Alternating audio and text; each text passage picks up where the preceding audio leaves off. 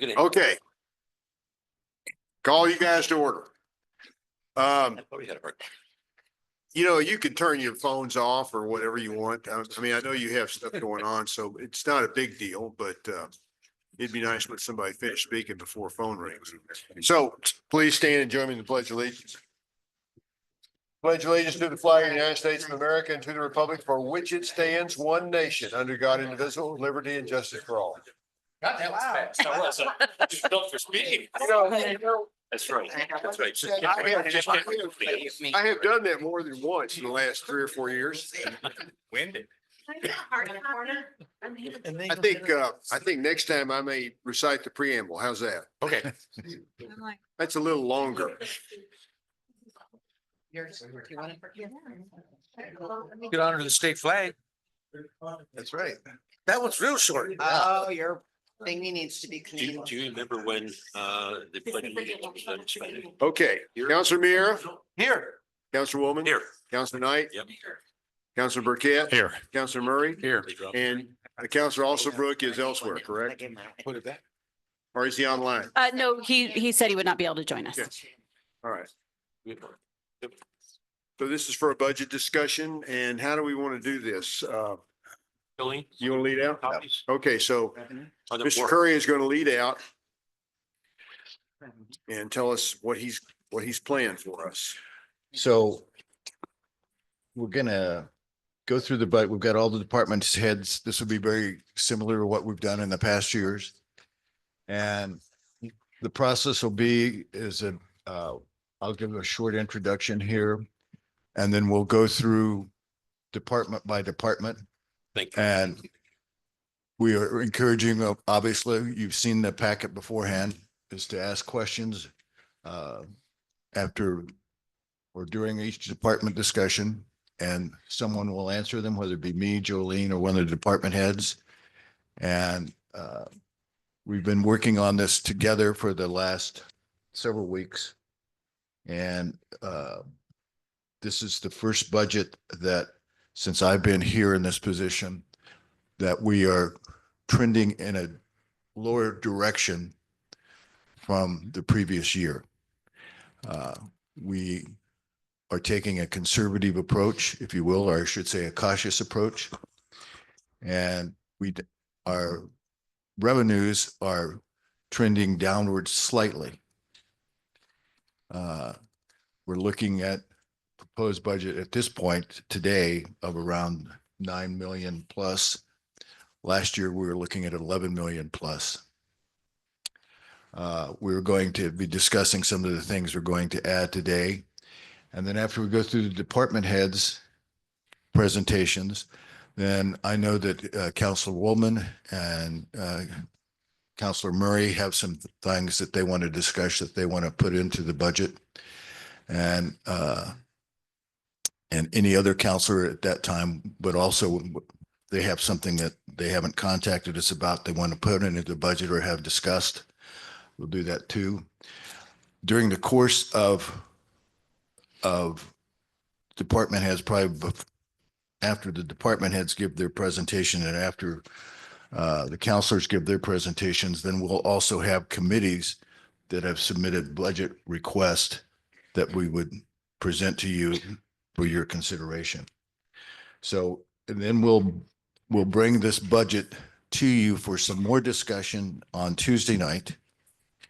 And then there will be a vote on budget prior to the time that we turn it into the state. We have to have it into the state on June 1. And we'll have a vote on the budget on the the May 27th meeting of this month. And then it'll go on up to DFA. But so this meeting today, I want to say that there's nothing fixed in stone here. What we want to do is when we have the budget to discuss on Tuesday night, we'll want to start to firm it up because we want to have as few changes as possible between the 13th and the 27th. But there will be changes. You know, I know that we're going to be adding some things or suggesting things that be added that we're still getting some final numbers on.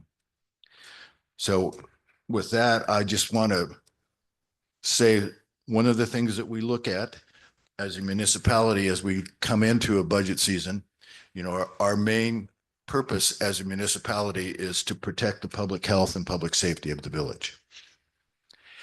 And so that this budget in front of you focuses on that as we go through it, because everything that we do as a municipality, one way or another, leads back to public health and public safety. One of the things that you'll see in this budget as we go through it is we'll be advocating a 3% cost of living increase for our employees, which is down from the preceding years. I think last year it was 7.8%. And we come up with that number primarily off of what the Social Security benefits propose on their budgets for cost of living increase. Granted, our employees are not Social Security recipients, most of them, but we find that to be a good tool, a good benchmark. The other thing that we'll be talking about today that we base this on wanting to retain and also recruit employees into this village.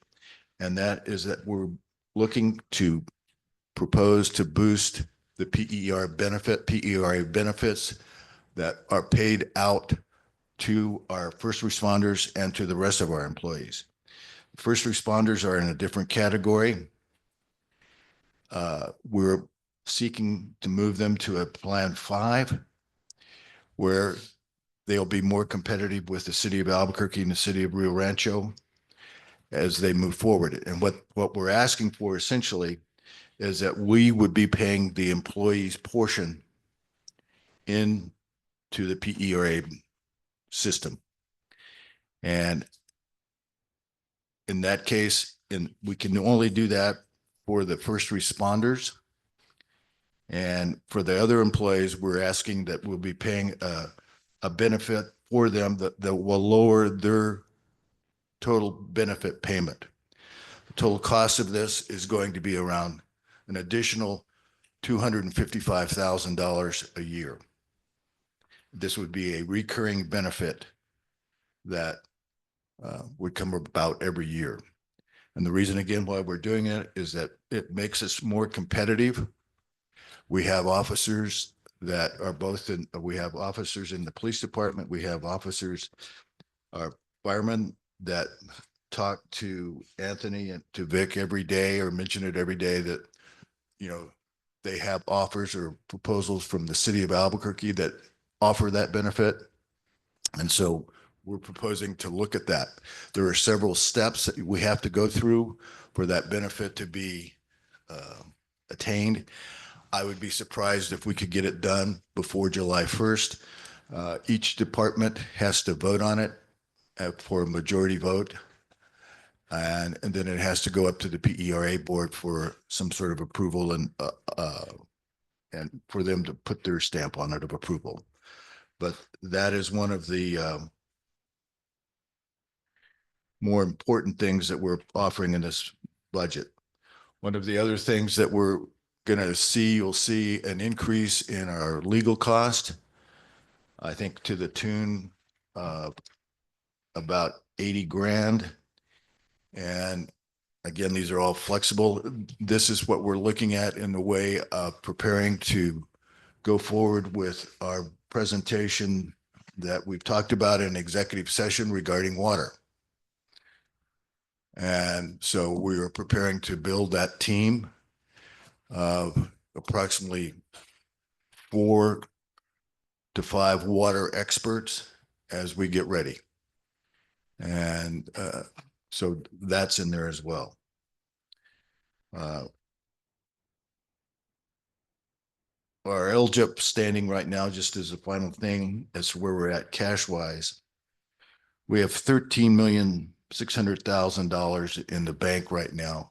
That includes special funds, includes some bond money that we've sold and are sitting in the bank.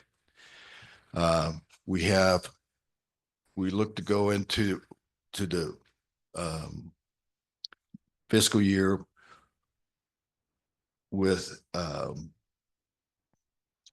approximately, and these numbers I said we'll have closer numbers as we close to the end of the fiscal year, because these numbers do not come into clear focus until some reimbursements are done, until we get some more gross receipts tax in, et cetera. So the numbers that I'm giving you will flex, but we're going to go into the fiscal year with a good cash amount on hand, which will include enough money, obviously, to cover our responsibility to have a 12% reserve as we go forward.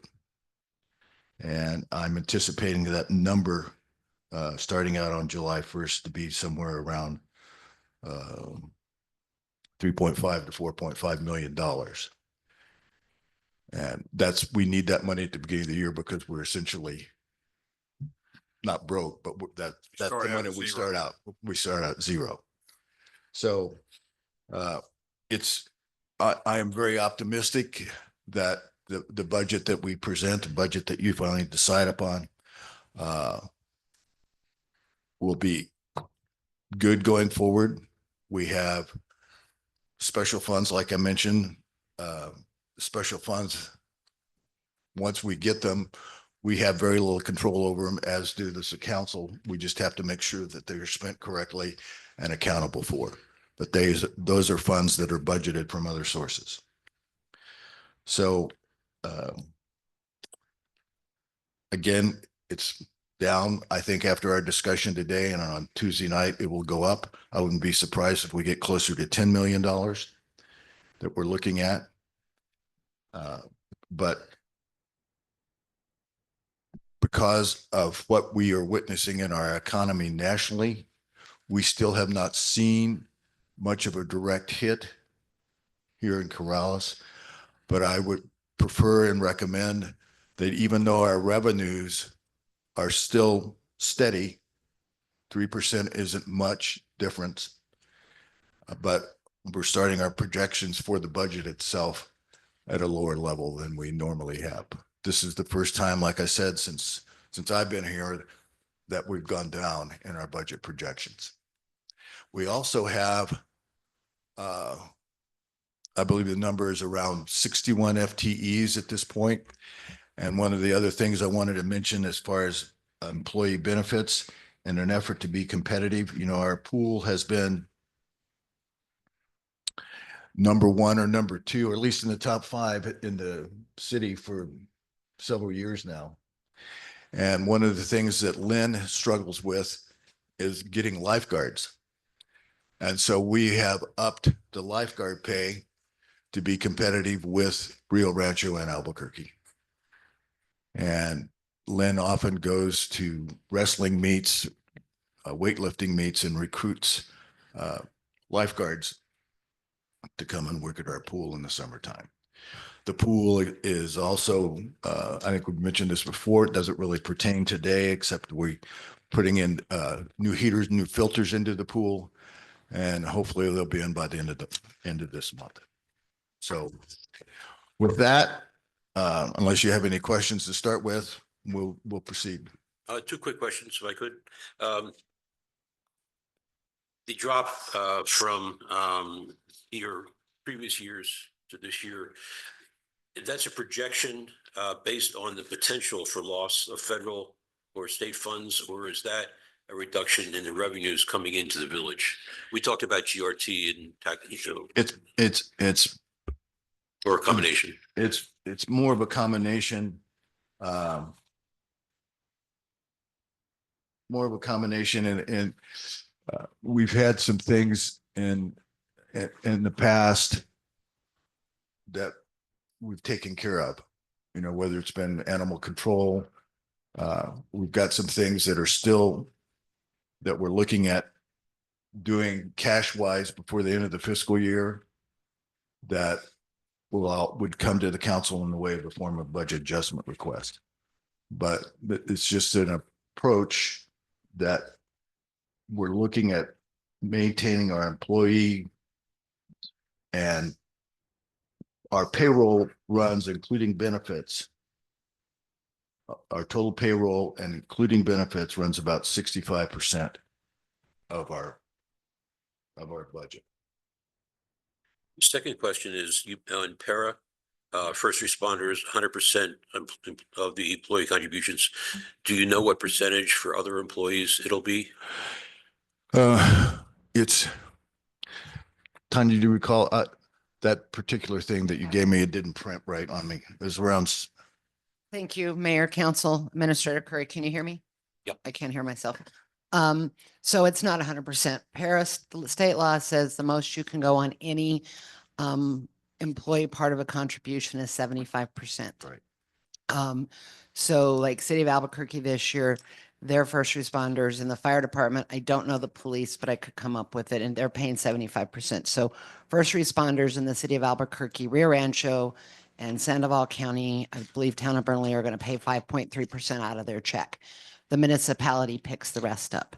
What we're proposing is instead of you guys picking, and I did run it at 75%. I did, but it was a lot of money at 75%. What we're proposing, because it's so important to go to step 5 for them, is for us not to go up any higher than we already have. Right now, police is paying 10% out of their check. Fire is paying 12.5% out of their check. We want you guys to pick, when we go to step 5, it increases both line or our line item.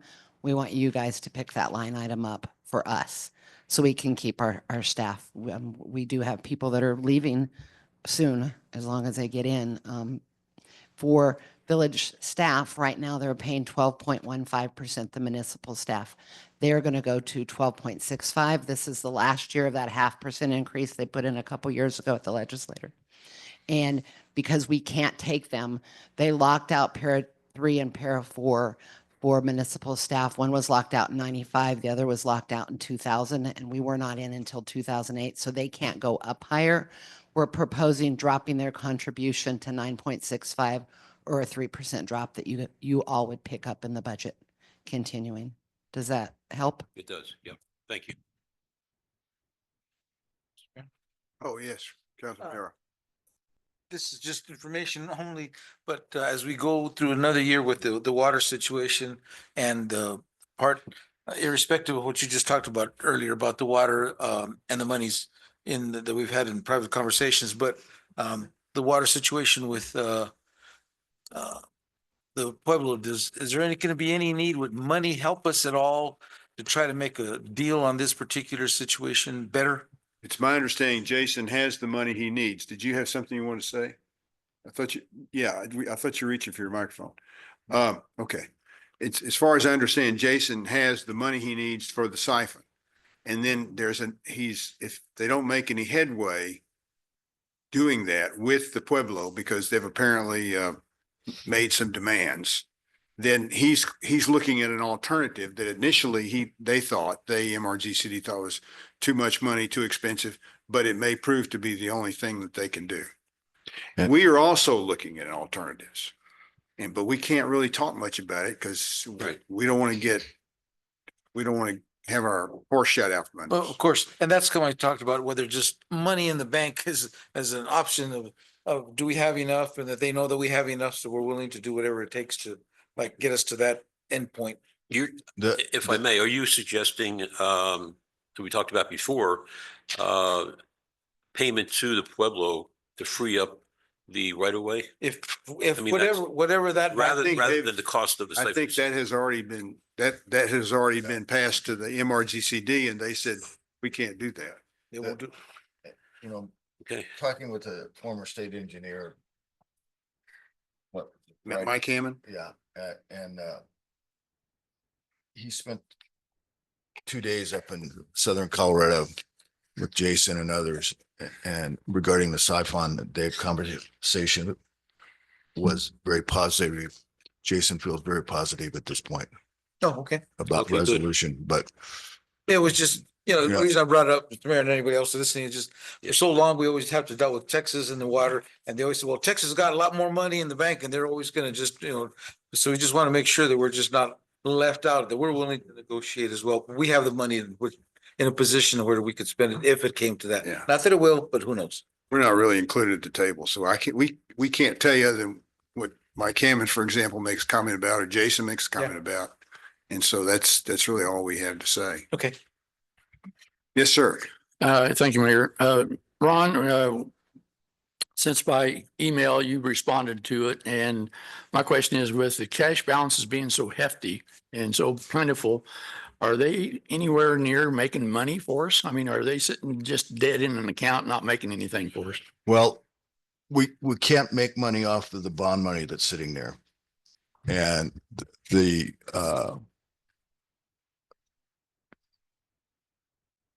the money that's sitting in the bank, we are looking at a program with Wells Fargo where they do a sweep on a nightly basis so that we would pick up some interest on it. We've been in negotiations with them really off and on for the last year. But to answer your question specifically, yes, we see that money. We don't want it to sit there. We're trying to make sure that this particular program doesn't put us in a position that the auditor talked about at the end of this last audit, where we had funds that were not there technically because the Wells Fargo Bank had moved them around somehow or another.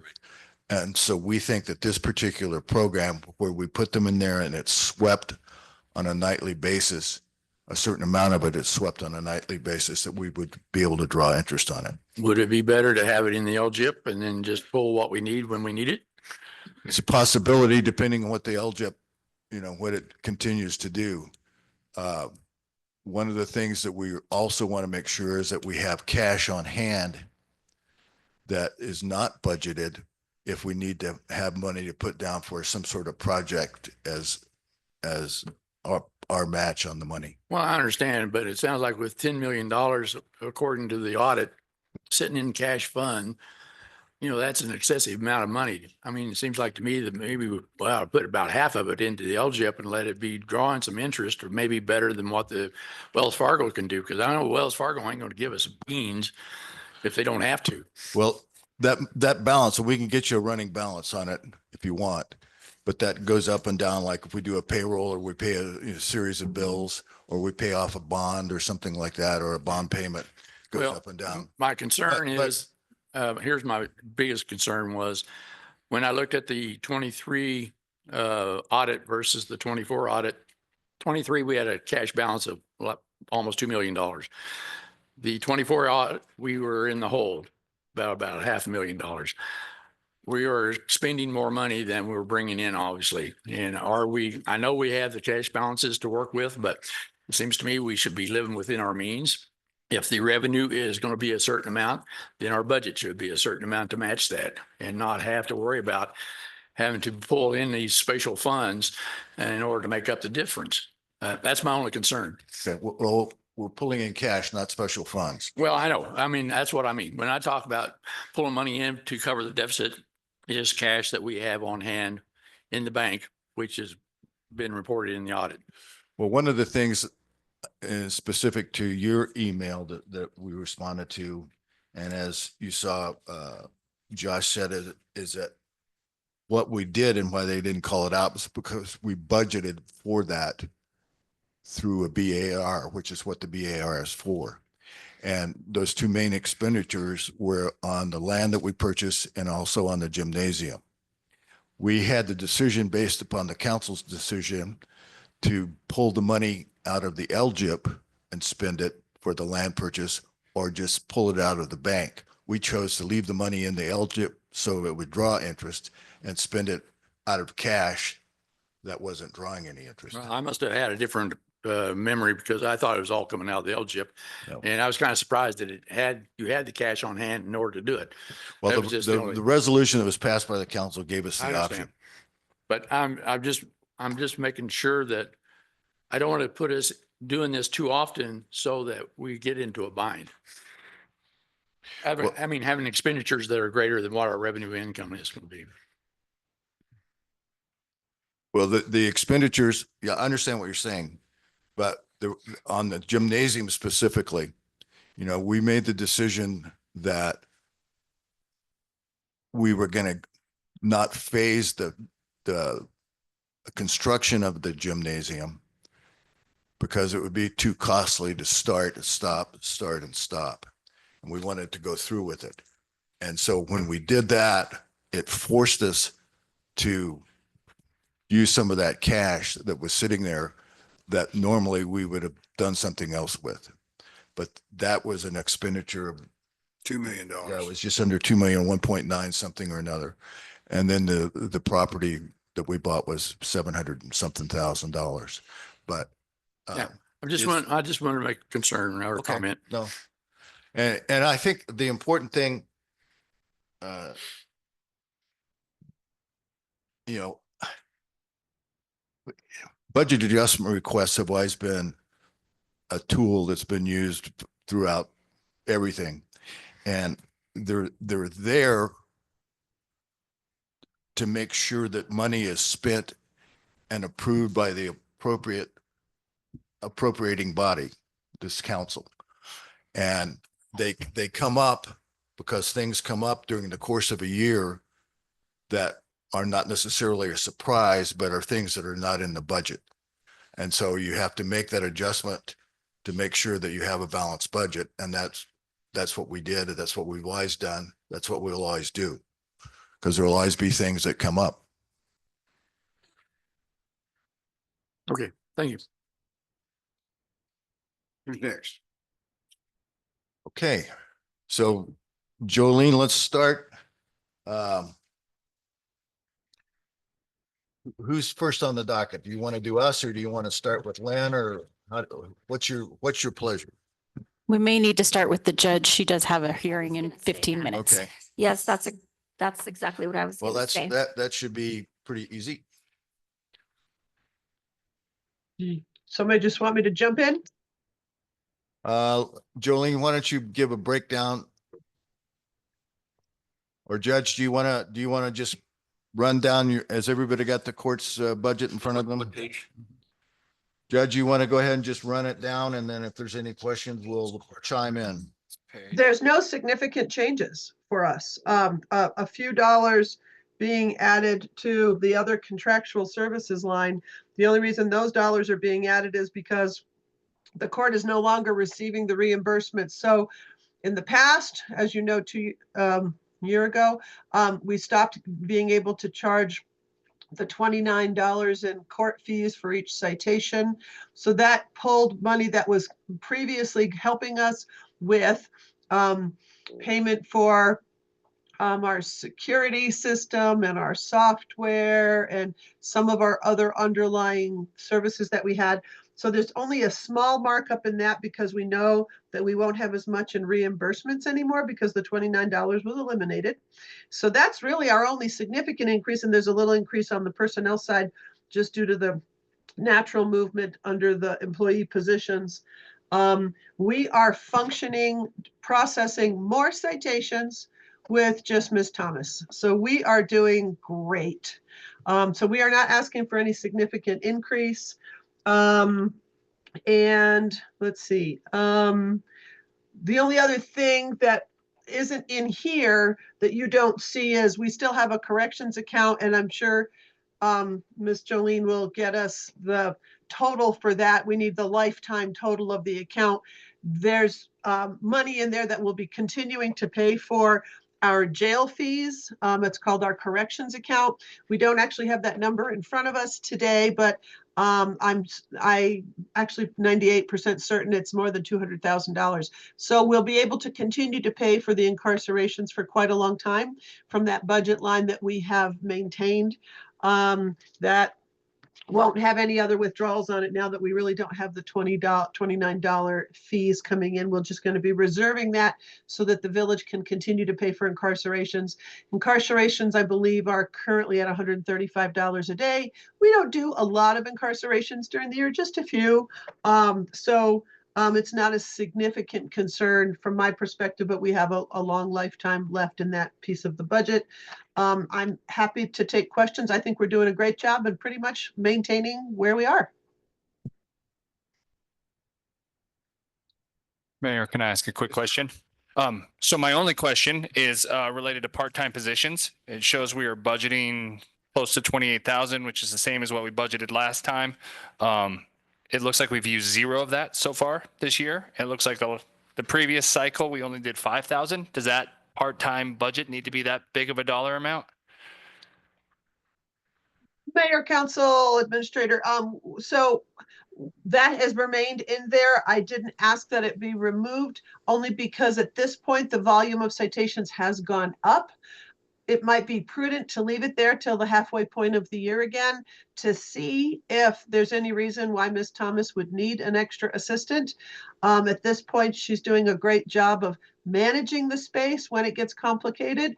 Although I've been solo in that space during a docket, it gets pretty wild. So perhaps leaving that till the halfway point of the year, although I think Ms. Thomas is doing a great job. Council Murray. Thank you. Along those same lines, over on the employee training on 47040, you haven't spent anything this year. So I guess why are we budgeting another $3,500, the same amount as we did this current fiscal year? Counselor, yes, thank you very much for that question. Ms. Thomas actually is currently creating the payment for her training, which is coming around in the middle of the summer. So for my training, we didn't end up expending anything because luckily they held it in Albuquerque. We have to leave the number there.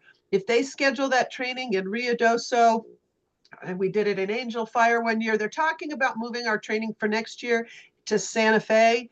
I do have 3 days that I have to be in judicial training. It's mandatory. Ms. Thomas has mandatory training if they do it outside of Albuquerque as well. There will be an expense, so we have to leave that in the line item. Okay, also another question pertaining to the maintenance contracts. Again, you've only spent $52 out of 5,000 this year. Are you planning on having more expenses before the end of the year? In terms of maintenance contracts, I'm going to guess that that is our copier. I'll let Christina jump in there.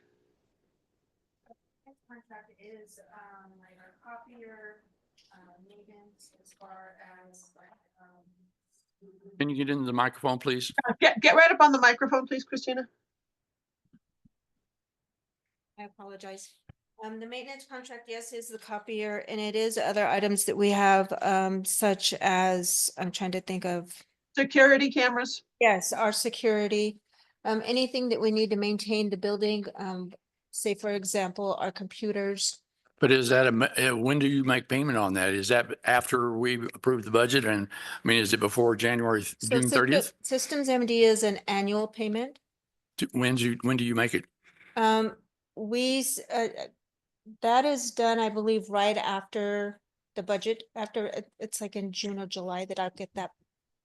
And we'll make that payment. Yeah, I think the contract renews every year, it's beginning August 1st. So the payment is due after that. So that payment should have been paid and showed up. It should have. We may need to look into, if maybe something didn't get put under the proper line item when it was paid. Okay, thank you. You're welcome.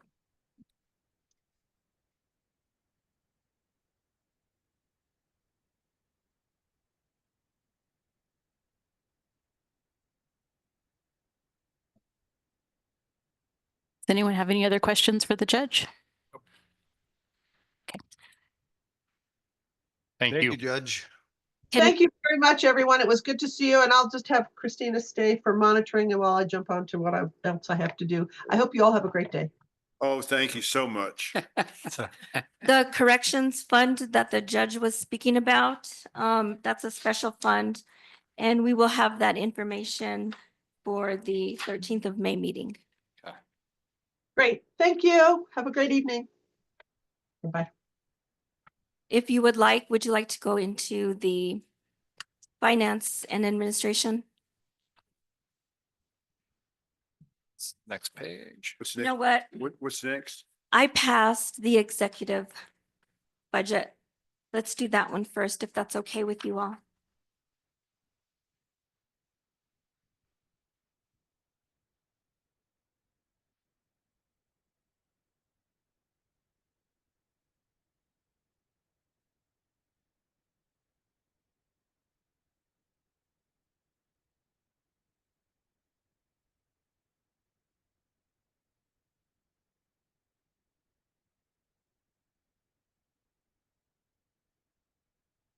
Questions? So tell me again which, or just the executive? The Okay. executive, yes, ma'am. Is that 0100? Correct. So we have Murray, you want to go first? Well, yeah, sure. I mean, I assume that the budget request for the elected officials is due to because we were going to have an election cycle and the pay raise, which they will pick up on. Is that correct? Yes. Okay, And the thank you. pay raise will be picked up on January 1st. Okay, thank you. Councilor Woolman? That was my question. Okay. Easy. Okay. Okay. Who's next? What's next? Now we can move to the finance and administration budget.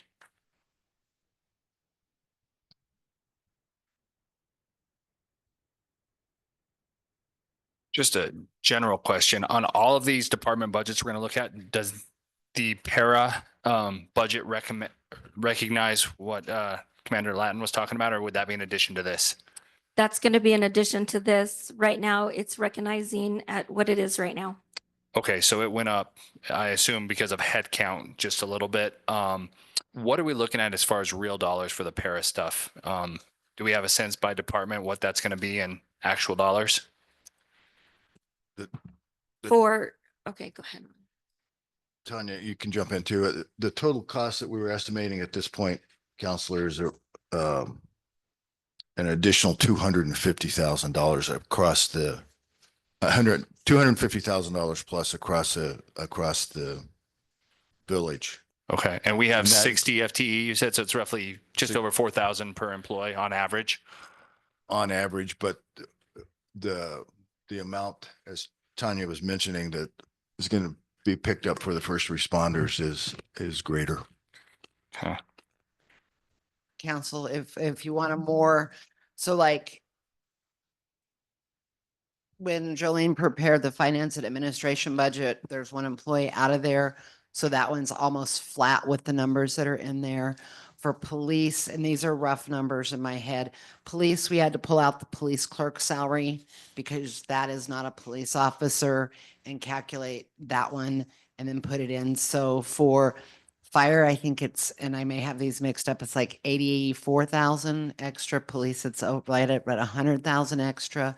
And then we did it for each department. We actually can provide that breakdown, but then we totaled them all up so you can see a full budget impact as a baseline bottom number. And again, those are not showing here, but they will show on Tuesday. Okay. Councilor Knight? Thank you, Mayor. So how many policemen are we down right now? One right now. And what about in the fire department? We're at We're full capacity Cassidy? Okay. with the possibility of losing one. We're just waiting. Any day now could be offered a position in Albuquerque. Thank you. One more question about F&A. So it looks like our healthcare benefits have gone up pretty significantly, despite the fact that cost for full-time positions is actually going down. Is that just, I mean, it's a large jump. It seems significantly larger than the jumps in the other departments. Is it just based off of, I guess, insurance needs of the people that are in that department now versus previously? I'm going to let Melanie answer that because we work off the city of Albuquerque. So we did see a 2% increase in the cost of medical insurance for the year. But yeah, I think previous budgets, when it would budget an open position, we'd kind of pick a midline for the cost of insurance. But if somebody has a family, of course, that's going to go up. So yes, with the changes in staffing, we did see some changes in healthcare because of different needs for different employees. Yes, sir. Thank you, Mayor. So on section 49,500, I think it's other contractual services. We've only spent almost $9,600 out of a $62,000 budget. And we're doing the same thing for the next year. Why haven't we spent more on contractual services, or what are we spending for contractual services? That year-to-date activity might not be, a lot of it is unencumbered money that's not showing there. Once we get into preparing the final budget to show you, it will show an accurate total Yeah, but there. what are we paying for on other contractual services for their finance and administration? What exactly are we paying for that covers $62,000? I mean, that's, Accountant. is it a position? No, it's not. So do those include the services of Raina and the accountant? So a lot of it, okay, Reina being on contract with us, our Javier, our accountant, Josh, who helps us with the audit.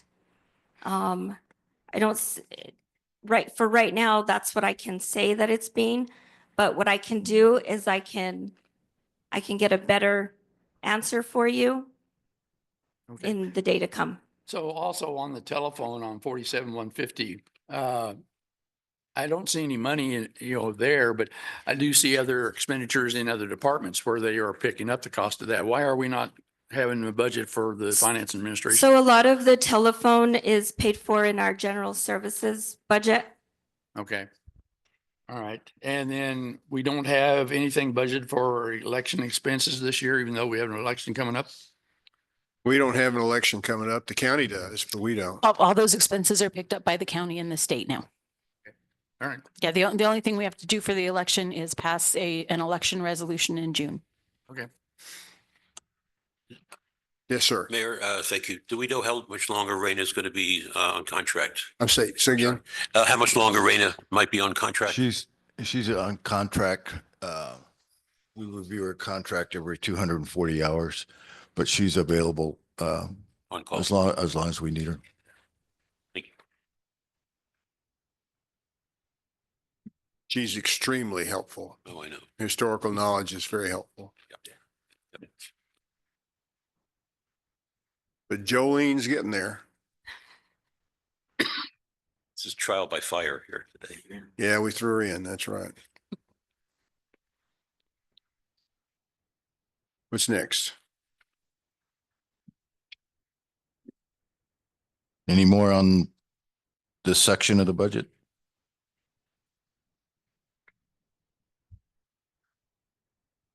What's next, Jolene? The senior center is next. We skipped Parks and Rec.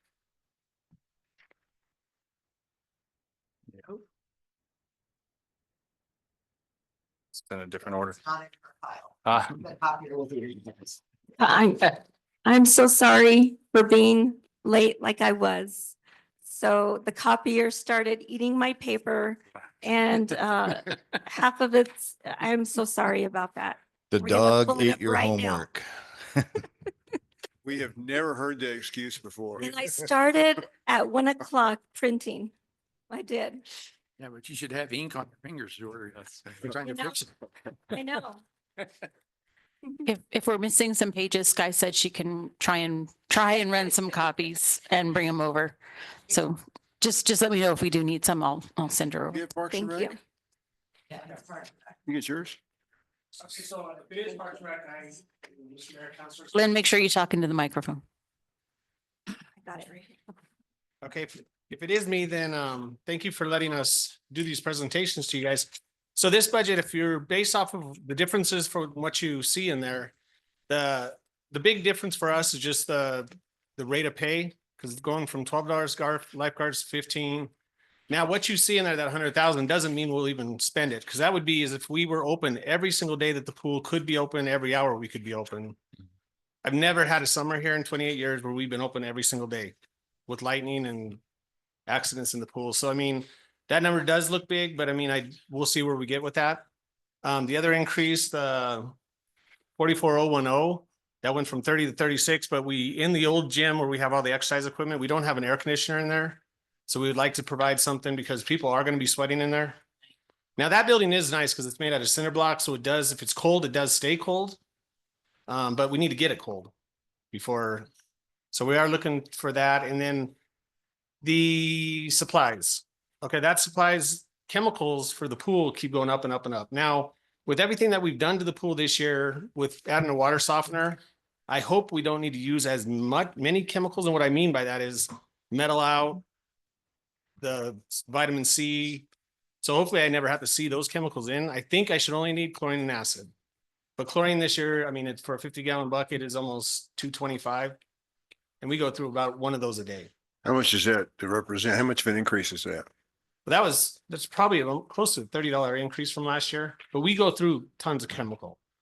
So, okay, and then the other one, the training, so with that, I mean, with us going out and going to all these sporting events that I help the New Mexico Activity Association run, I help run the wrestling and powerlifting. So there I do bring the flyers for our lifeguard positions. And I bring applications as well. I mean, if they want to, after they're done competing, if they want to fill it out, I'll just take it back with me. In doing so this year, we were able to make up a big gap of what we were going to be losing, because a lot of our guards stick around until they're in college, but when they get to a certain age in college, they got to start going to do other things. So we are going to have a ton of new ones. And with that though, the training, Zach is a lifeguard instructor. So what we're going to be doing this year, the 16th, 17th, and 18th, is he's going to be doing a class with a bunch of kids that do not have their lifeguard training. Where in past years, they needed to get it before they could apply. So we're going to do this in-house. And I think it really is going to be better because we will get to know these kids prior to them for the pool opening. We can train them because like in that lifeguard training, a lot of it's deep water. Do we have that? No, we don't. Yeah. But we can show them how to backboard in shallow water way better instead of the deep water. We will go over the deep water because it's part of the course, but I mean, we're going to focus more on what we are going to be dealing with here. So that increase, the 2,000, that's because we're going to be doing the training. It's close to $50 to certify a lifeguard. And we may make this where we do it with them every year. It's just, and then if some are on vacation or whatever, it's whatever. But I mean, every 2 years you have to get recertified. But this year we're going to have quite a few. We are using Rio Rancho Aquatic Center to do all the water stuff. And then we're coming back to our place to do all the land stuff. So other than that, I mean, everything else is pretty much the same. So if you guys have any questions. Len, why don't you talk a little bit about your employees now you've got compared to say 2 years ago, what you've got? Okay. Yeah. So we did get an increase. So, I mean, losing Zach was a kind of a big, I mean, he retired this year. He had a lot of knowledge. Ben. Yeah, Ben. Who did I You say? meant Ben. You said Oh, Zach. no, Zach is his replacement. Sorry. Losing Ben though. I mean, Ben had just a ton of knowledge, but with this, I mean, you're also going to see like how we are getting close, but we did keep Ben on for a while we had Zach. So Zach could get cross-trained by Ben about what he's doing. So Zach is new. And then we hired Mia to help us operate the new facility as well as the exercise stuff. And then we have Mackenzie and me. And then we have Cameron, who's our kind of our fitness expert. So if you go to work out at the facility, you need him to put a program together for you, he can do that. If you need, the machines are pretty easy to use, but if you need to be shown how to use them, he's there for that as well. So, I mean, everything is working out pretty good. One thing you don't have in here is we did open another revenue line item, and that's for our memberships. We don't know what that's going to be, so you don't see that number in here, but so far, I mean, because we did get the silver sneakers going. And with that, what it is, you don't pay for it. I mean, the insurance will give us $24 a month as long as you use the facilities for 8 times a month. So we don't know what that's going to be at yet, but with what we saw last year with just the pickleball, we had over 350 people sign waivers for us. So they were coming from everywhere to play pickleball because all the other community centers were running their kid day camps. So they wouldn't open those up for pickleball. We don't do that. So everybody was coming here. So that was crazy last summer. This should make it a lot easier. So everybody has a key fob. They come in and swipe. And so us to give the information Silver Sneakers needs, we have it all on a computer that will tell me how many times every member comes. So it's going to make our job quite a bit easier. But we are seeing a bunch of people use our facilities. And Are you trying to say it's regional? it's not, I don't know, but we do have people coming from all over. Yes, sir. Well, that's partially my question. How much of the facility is being used? And when we approved the higher limit over, I'm sure Lori's objection, to the height of the building, one of the reasons was volleyball and competition and teams and those kinds of things. Did you see that during the course of the year? And did you project that going forward? Well, I mean, yeah, for sure. So our basketball program, when we did our kids basketball program, at least once a week we had a ceiling tile, which are they were coming down. Lights would get hit and they would open up. But for us to fix that, we have to get the scaffolding out, which takes about a day to fix that. So we have nothing anywhere close to that. The facilities are just phenomenal. I mean, the pickleball, they're not, I mean, it's everything. It's Good. really Working. phenomenal. What we Everybody is jealous. Tell them all the people who come visit. So Rio Rancho Parks and Rec, their director has been down here 6 times so far. I mean, she is jealous of our facility. They don't have anything. I mean, they have their community centers, but nothing, they're borrowing school gyms. June 1st, the schools are done. Their adult basketball program cannot play their last game in any gym at Rio Rancho Public Schools because they're not going to be open. So they asked, and so we're renting them our gym to finish off their games. They want to partner with us on all of our leagues too. Connie wants a model of what we have. Yeah. Connie loves this facility. And I have another question for Yes, you, sir. Mayor. We have received, according to Tanya, a grant from the federal government for the rehab of Salsi Park. And I'm wondering, and we're going to move forward on that, wondering if there's going to be any budget impact as you see at this point. Are you kidding me? Yeah, because you wrote the grant. I don't know what's in the grant. Thank you, Mayor, Council, Administrator Curry and Lynn. So we're still waiting on the grant paperwork to come through from the federal government. There is a small amount of stuff we have to do in construction that was budgeted for in order to get the grant. The grant is really a planning grant, so it's not, other than putting in a pathway, it's not going to affect, nothing's going to get built yet. So it's not going to affect, and then Mike and his crew, Steve and his crew have graciously said they'll put that in because we have to do a construction piece. So we wouldn't see any impact to Lynn until after we get a plan, and then we go back out for the secondary National Parks grant for construction before there'd be anything that would impact him. I think you mentioned of the 204,000, 125,000 is for architects and planning. Correct. And I have applied to the state for them to match all the cash. Excellent. Fingers crossed. And then as part of this, we discussed the possibility of a horizontal half submerged tank for water. Are you planning that in any budget items at this point? Mayor, council. It's not reflected in this year's budget. I have been in conversations with the mayor about some ideas. And so we're kind of waiting to see how some of the other project work pans out and where I can get hydrants in certain locations to maybe reutilize the tank that's here at the village hall for refurbishment. But we're not at that point of getting estimates on cost, whether it could be laid horizontally or not. I'll give you a map because I want that hydrant to be within 1,000 feet of my house. So, yeah. And if I may interrupt the chief, we are probably, they have not started contracting. I do not expect us to do anything other than planning this fiscal year. They told me 4 months to put the grant in the national park system and work out a contract. So I really do not expect anything until we come back in FY27 and say, hey, we're ready to go. Yes, sir, Stuart. Okay, so Lynn, in 3 areas, one's professional services, the other one's other contractual services, and then non-capital safety equipment. You've spent more than what is budgeted. Is that going to be a recurring expenditures? Because you're still budgeting less than what I've seen spent this year to date.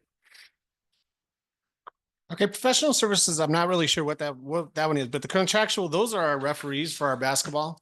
Okay. So with that, I mean, it is spending more, but in the past, we've only had the one gym where we had just youth basketball.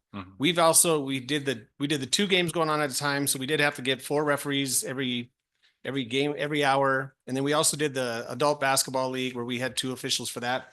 We did try to do the volleyball. We only had 3 people sign up, so we did cancel that. We're not going to get rid of it. We're just, I mean, it's just starting something new is just, you got to get the people. So I You have mean, to generate the interest. we do have to generate, but I mean, we are opening it up for people to play volleyball, which I hope will start building that up. So you're going to see that one continue to go up as long as we keep adding more. and Well, more do we need leagues. to add more money to that line item then? Well, I think, I mean, I'm It's- still under I there, mean, you right? spent 8,400 or I don't 80, know. yeah, 8,400, I think, and then you're only budgeting for 8. So if you're going to anticipate this going up, do you need to budget more?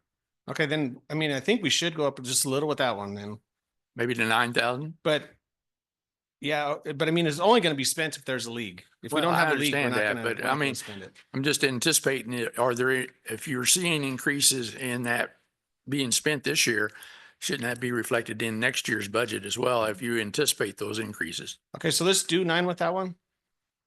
Okay, Which line item is that one? it's 40. 45,900. Yeah. And the non-capital safety equipment, that is 46,030. Again, we budgeted 3,800, but you spent 42. Is that something you anticipate that being an increase as well? No, that was just to get everything we needed for the new gym. Okay, So that should, I mean, we should be okay because we got everything. for okay, that. very good. Thank you. Counselor Miera? Thank you, Mr. Mayor.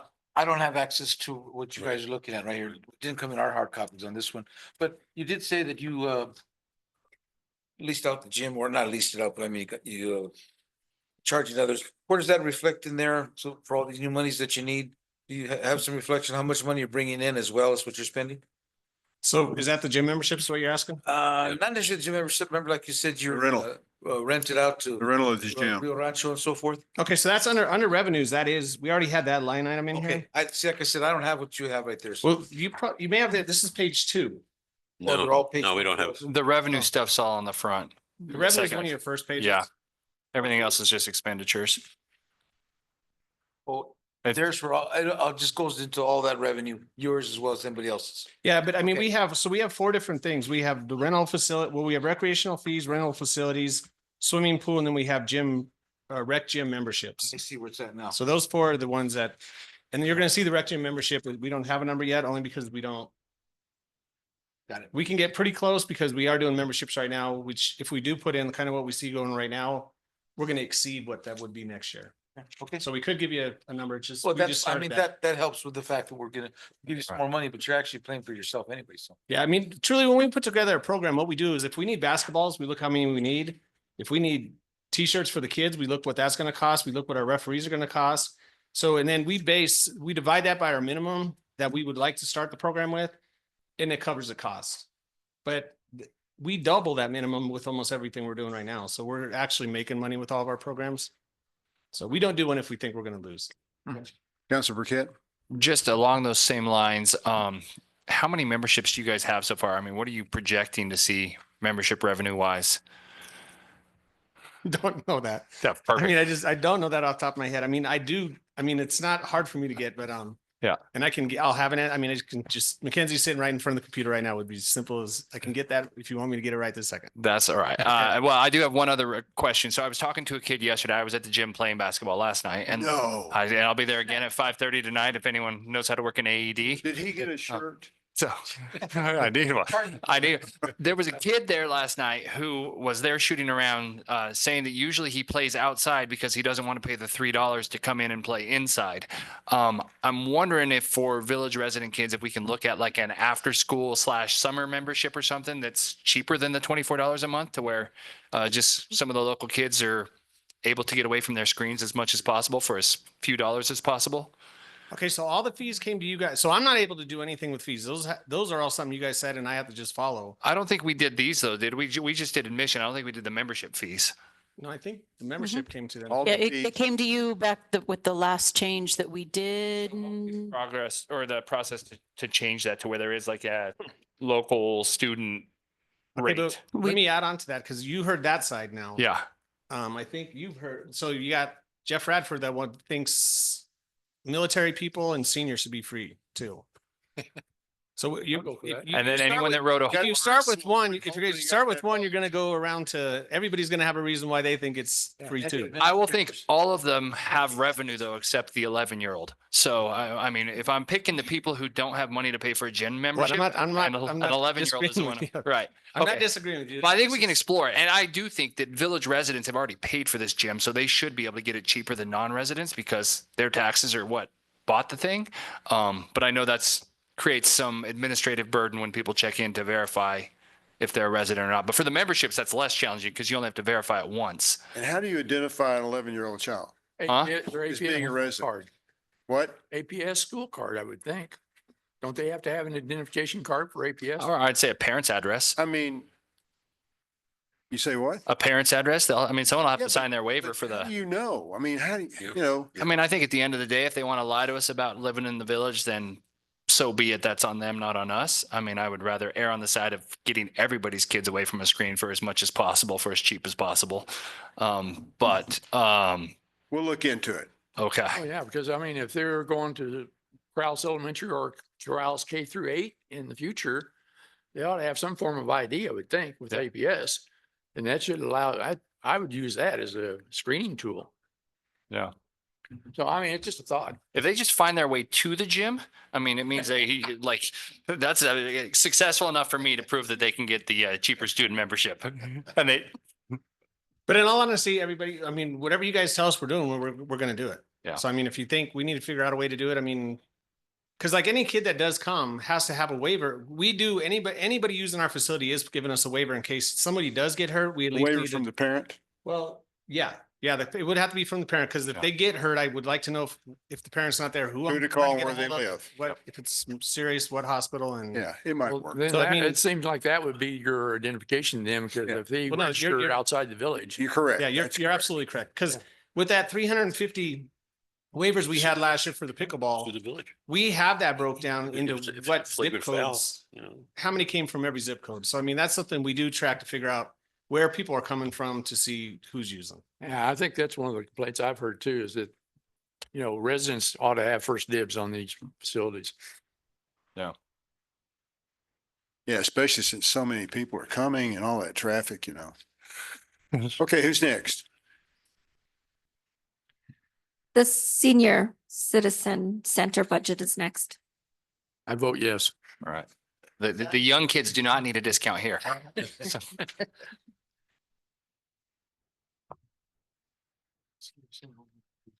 Yes, sir. Mayor, as a senior, I'm just curious as why there's a $3,700 charge for telephone from the senior center. What's involved there? I don't know. Steve may have some interest in that.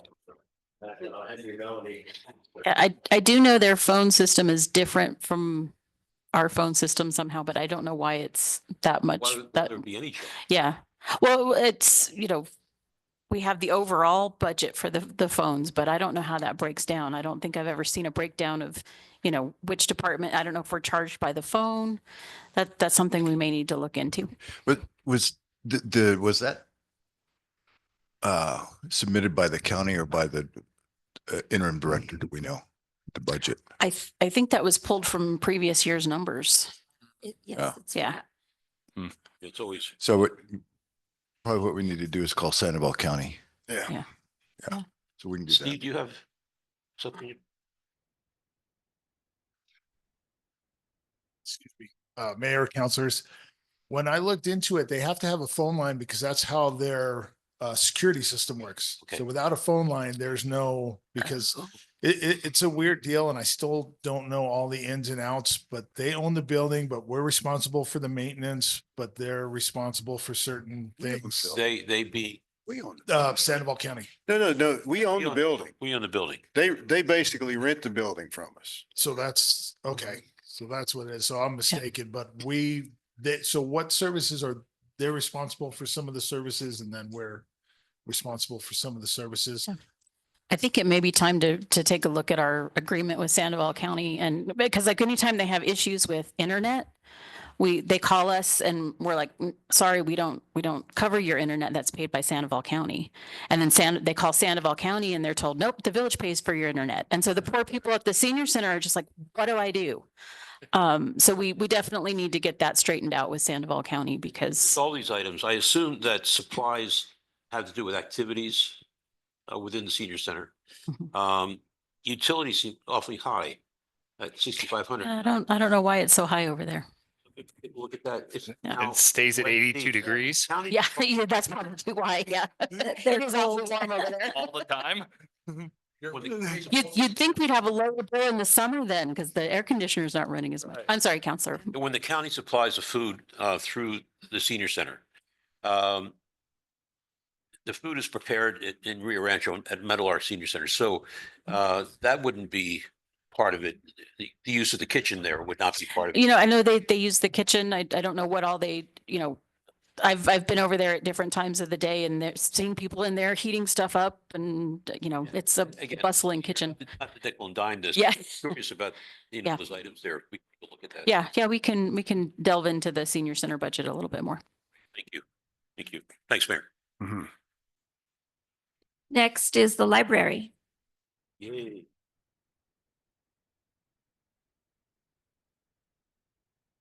Good afternoon, councilors, mayor. Our budget is almost exactly the same as last year. I'm not anticipating any significant increases anywhere. As usual, one of the biggest areas apart from staff of the operations budget is contract services, and that is mainly Systems MD. In fact, a lot of our utilities and supplies have to do with the fact that we have 7 public computers, excuse me, and several printers. So just the expense of keeping those going, but that's also a really important part of what we offer and what people come in for. Yes, sir. So that does bring up a question I have.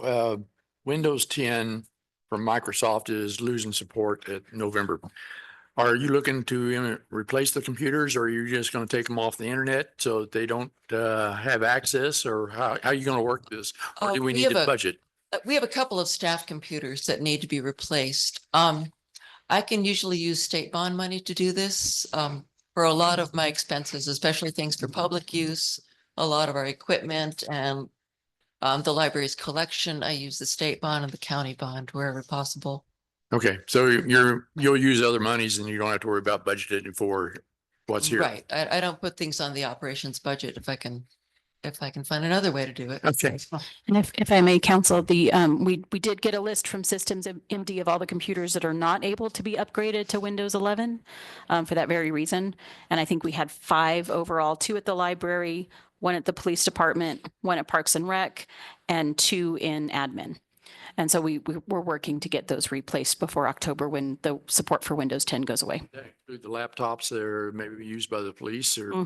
Yep, they took a look at all of them and made sure that the system requirements are in place. And then they're going to start rolling out a program to update all the computers before October. Okay, thank you. Yes, sir. Marion, just all the revenue that you get from book sales, jewelry sales, et cetera, is that all through the Friends of, they receive the funds? Yeah, that's all through Focal. They are a 501c3 and we use their funding for a few of our resources like the New York Times. But mostly for programming. So things like the Children's Summer Reading Program, any performers or speakers that we have, that's all paid for through Focal. That's great. That's great. And I assume the koi fish food is through supplies, comes out of supplies budget. Just checking. Thank you. Well, the fish are self-supporting. They are.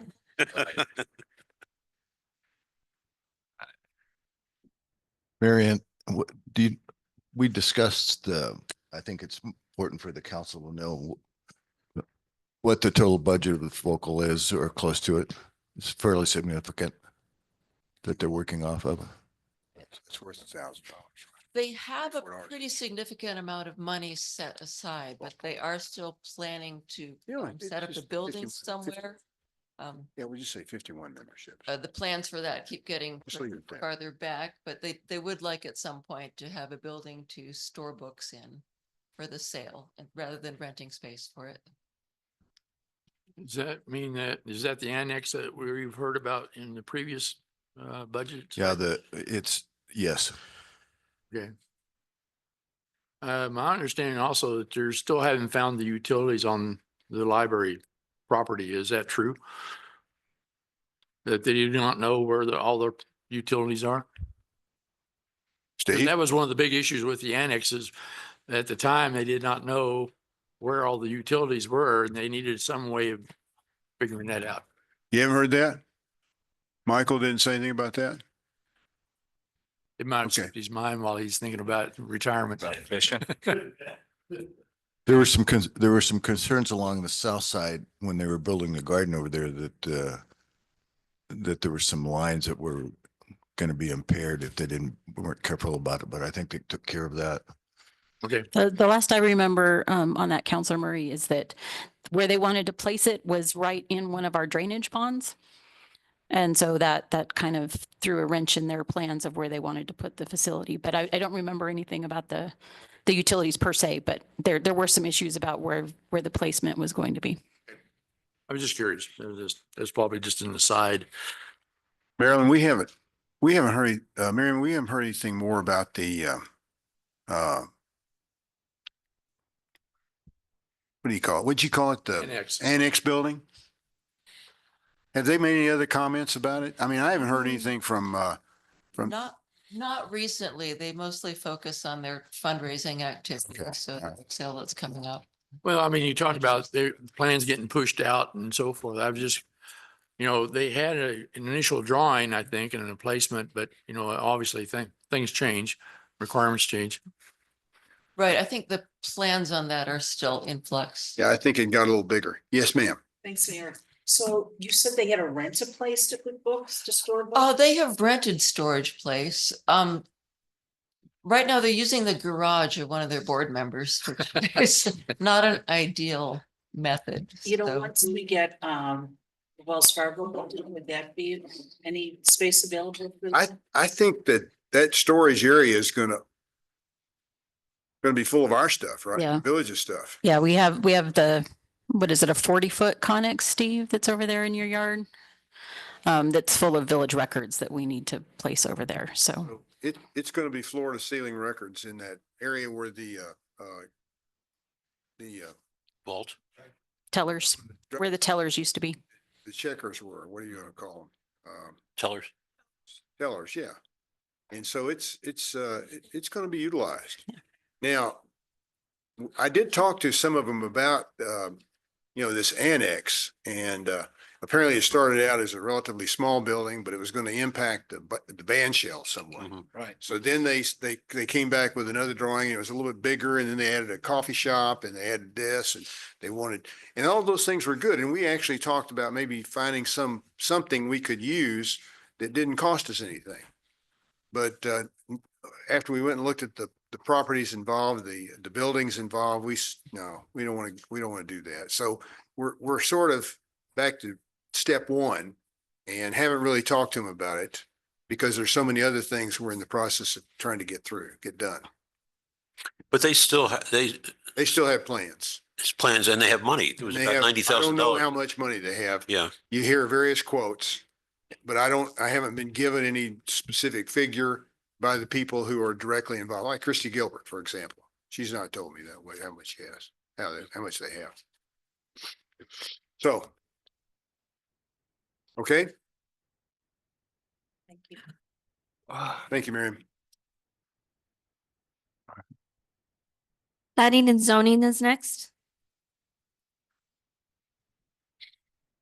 Oh, you ought to play that Mission Impossible now. Counselor. Oh, yes, I'm sorry, Counselor Knight. Something, just kind of, I don't know if I'm getting ahead of myself, but I know in the comprehensive plan, they suggest a full-time person in planning and zoning who's just a planner. So with this full-time position, that wouldn't be in this budget, right? Or would it? Nope. No. No, And say, for some reason in the future. could possibly happen, yes. Okay, all right. Thank you, council. And for the record, I was actually totally on board with the taller gym. And that's why we have, really, that's why we have the variance application, and it was a righteous request. So just to get that out there. On my paper, the right-hand column is pretty fuzzy. Probably be better if I put my glasses on. Oh, I can't read that. But thank you. Anyway, but I did squint at it, and other than payroll and related expenditures and utilities has a little bitty bump. Other than that, I'm, I believe, flat with last year. And as in previous years, it looks like we haven't spent much in a couple of categories, but that's going to change. Travel And employee training doesn't reflect the spring conferences, one of which is 2 weeks from now. So that looks like it's a little low, but a good portion of that will get spent. Also, I'm good, thanks. Also, let's see, what was the other one? Oh, supplies always looks low. I mean, shoot, I just spent about $1,000 on those yellow notice signs, and those aren't in there yet, I don't think. So, I'm not asking for any more than previous years. Brian Gresham, our building official, will not be doing another out-of-state conference next fiscal because that carries him over for a bunch of his credits. But he does need 120 CECs every 3 years for his various certifications. So he told me he will have smaller in-state and potentially some online things, but there will be fees involved. So it's probably going to be a wash with last fiscal, or this current fiscal, I should say, in terms of conferences. There's one I didn't go to this year because I was out of state that I will be going to next year. So I think it's going to be about the same. And I'm confident that what we're asking for, which is the same as last year, is going to be perfectly sufficient. Yes, sir. Councilman All Murray. right, thank you. So again, under this 45,900, let me make sure I'm right. Yeah, 45,900 other contractual services. You haven't spent anything, or at least there's no indication that you've spent anything. Yeah, we've got $6,800, I think, budgeted for that. I'm not sure where some of, there are invoices that I get for professional security, I've gotten some from the IT services, copier, and I get a purchase order for it, but I'm not sure where they're coming out of sometimes. So I don't know if I need that line item or not. If it's accidentally coming out of a different fund, a general fund, or what's happening. I will do the research for that line item and get it all to you. Okay. Yeah, I mean, if we are not spending money, then maybe we shouldn't have it in the budget. I kind of sound like the military because I knew when I was in the service, if there was money, it's at the end of the year, you spent it because you were worried about losing it. But I mean, if we're not spending it, we ought to be able to take it out, I would think.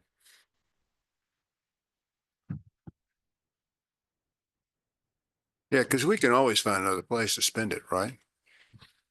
Yeah. Well, you're pretty good at that. Only if it's somebody else's money. As long as it's someone else's money. It's everybody's money. That's the problem. Obviously, all this money comes from all of us Yes. and then tortuously makes its way to our desks. But yeah, we don't want it coming out of our account Well, if we can avoid it. That also brings up the point, you were talking about conferences.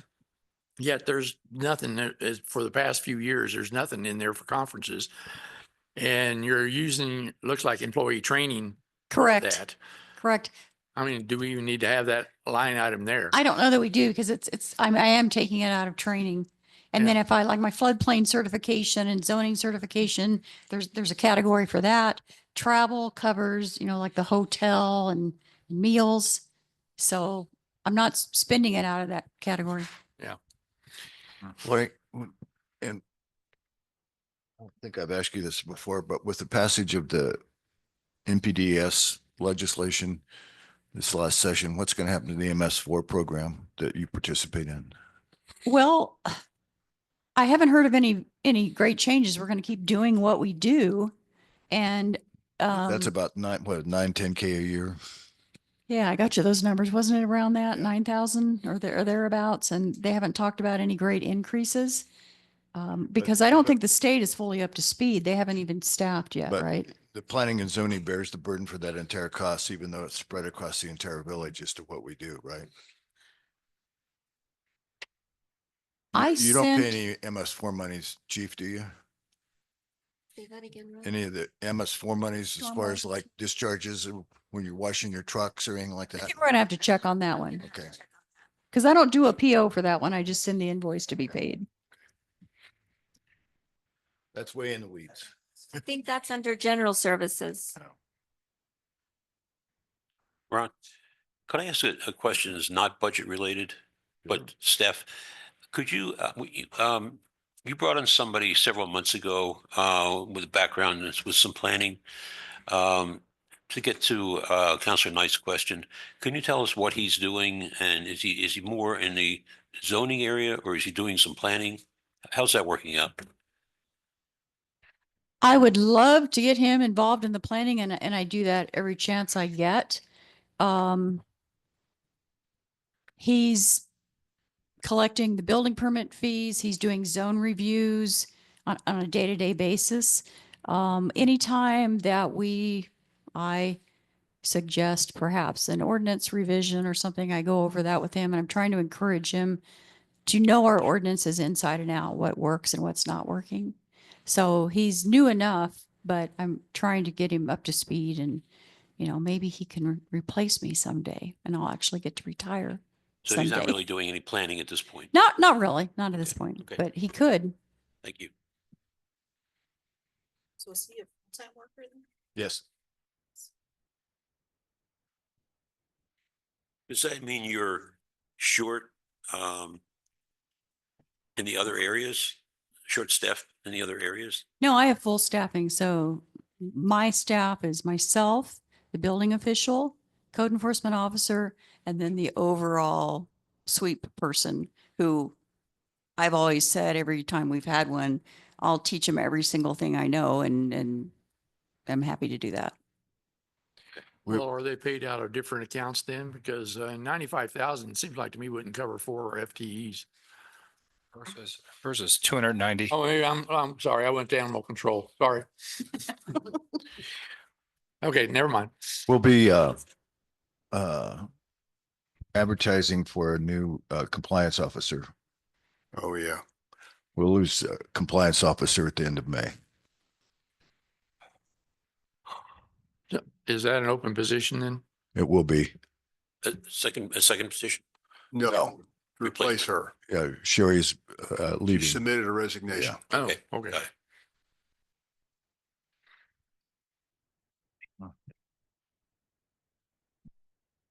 it. Anything else? Planning and zoning? Jolene, next. Okay, next will be the police department.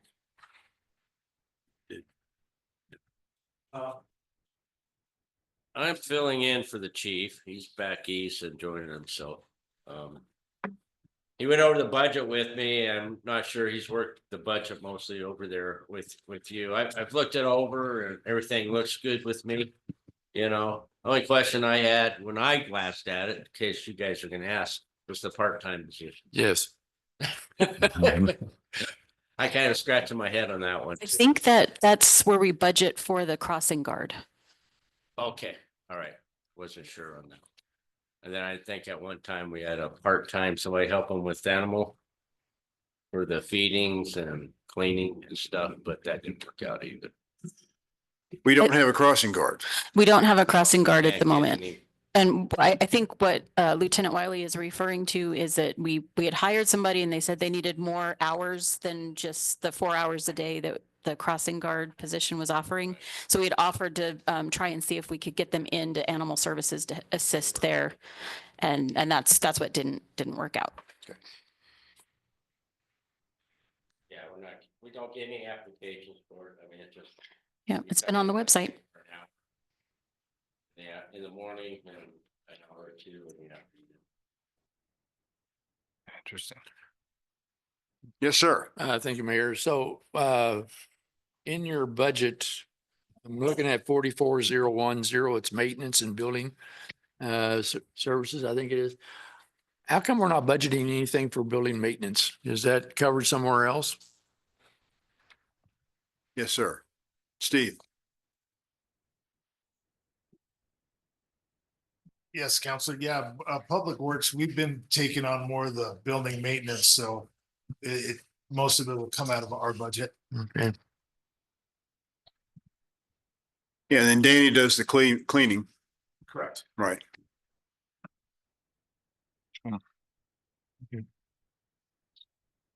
Who's next? You guys don't have anything else? Carol's gonna change, as you said. Yeah. So. Chief, are you ready? Chief Martinez? We did have, animal service. control is next. Well, I'm sorry. Sorry about that, Mayor. No, I just saw Anthony looking at me. I thought, okay. That'll teach you to look at me. Animal control. I guess that's you too, David. Yeah, yeah. As far as we're staying on track with animal control, so I don't see any issues. Yes, ma'am. How many full-time employees do we have in animal control? Two. Just two?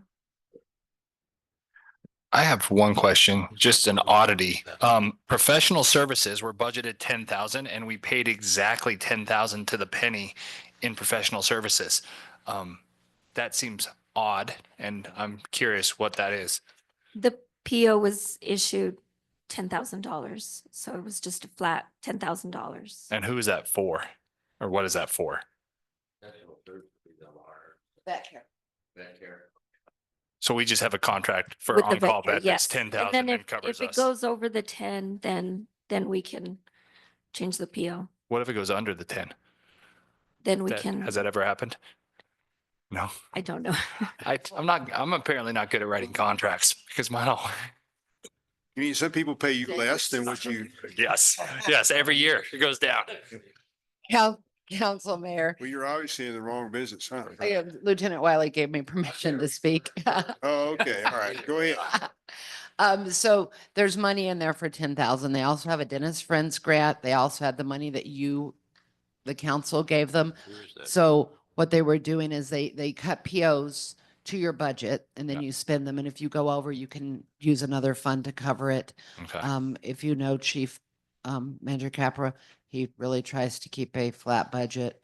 Whereas, I will go over and move it from somewhere, another line item. So I don't think the year before, what did it say for the year before? 10. He does not let you spend over your budget and move money around, but there is other funds that have covered it. Okay. But I mean, it seems to me though, if we're under and the PO is cut, we never know how much is under, right? Oh, no, this is only showing what's actually spent. So a PO is cut to 10,000 and that's an encumbrance. Until you spend it, you don't see it on this sheet.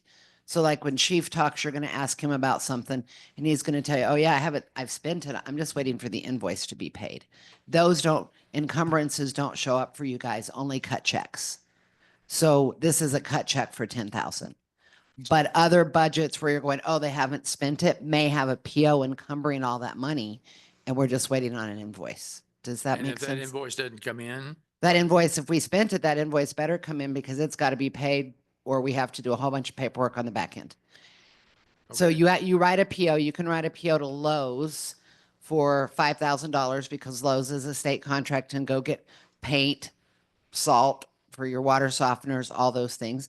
And if you spend $3,000 at the end of the year, the PO gets zeroed out and you've only spent 3,000, but you don't see it on your budget numbers. okay. Sir. Where would for example, where would the $25,000 that we appropriated for animal services show up? Last page, I think. I'm sorry. What would, yeah, It's on the last page of the packet under animal services.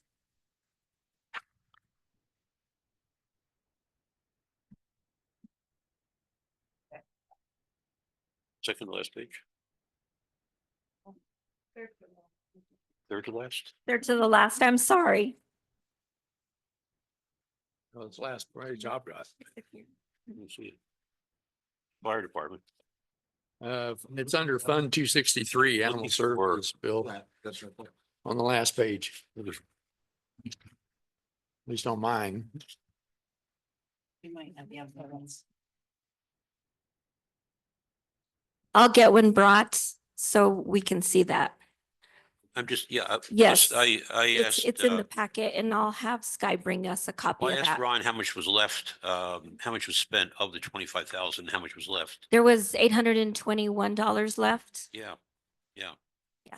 So, raises another question. So, if they received a total of about $44,000 this year, at least, did they spend the village money first as opposed to Dennis Friends or the grant they got from the pet mayor the $4,000 in pet mayor? How do they spend that? Do you know? If they're sequestered funds? So Dennis Friends and Pat Mayer didn't come in until way late after the budget. Right? So they didn't have it when the general budget was open. But let's say all three were there this year. Would they spend the village money first or Dennis Friends first, or how would that I typically work? think it would depend on how the grant agreement is written with Dennis Friends, because they do require reporting to show that you're spending the money. So I think it just depends on each individual grant and whether they're required to spend that money right away or if it can be held for a time. So if there's a time limit on it, they'll spend that money first, I believe, and then they'll go to village money. But if it's not, if it doesn't matter, I do believe Vic spends the village money and then holds on to the grant money for later. Hit that rollover? Sure. Mhm. Okay. Yeah. Okay. Very good. Thank you.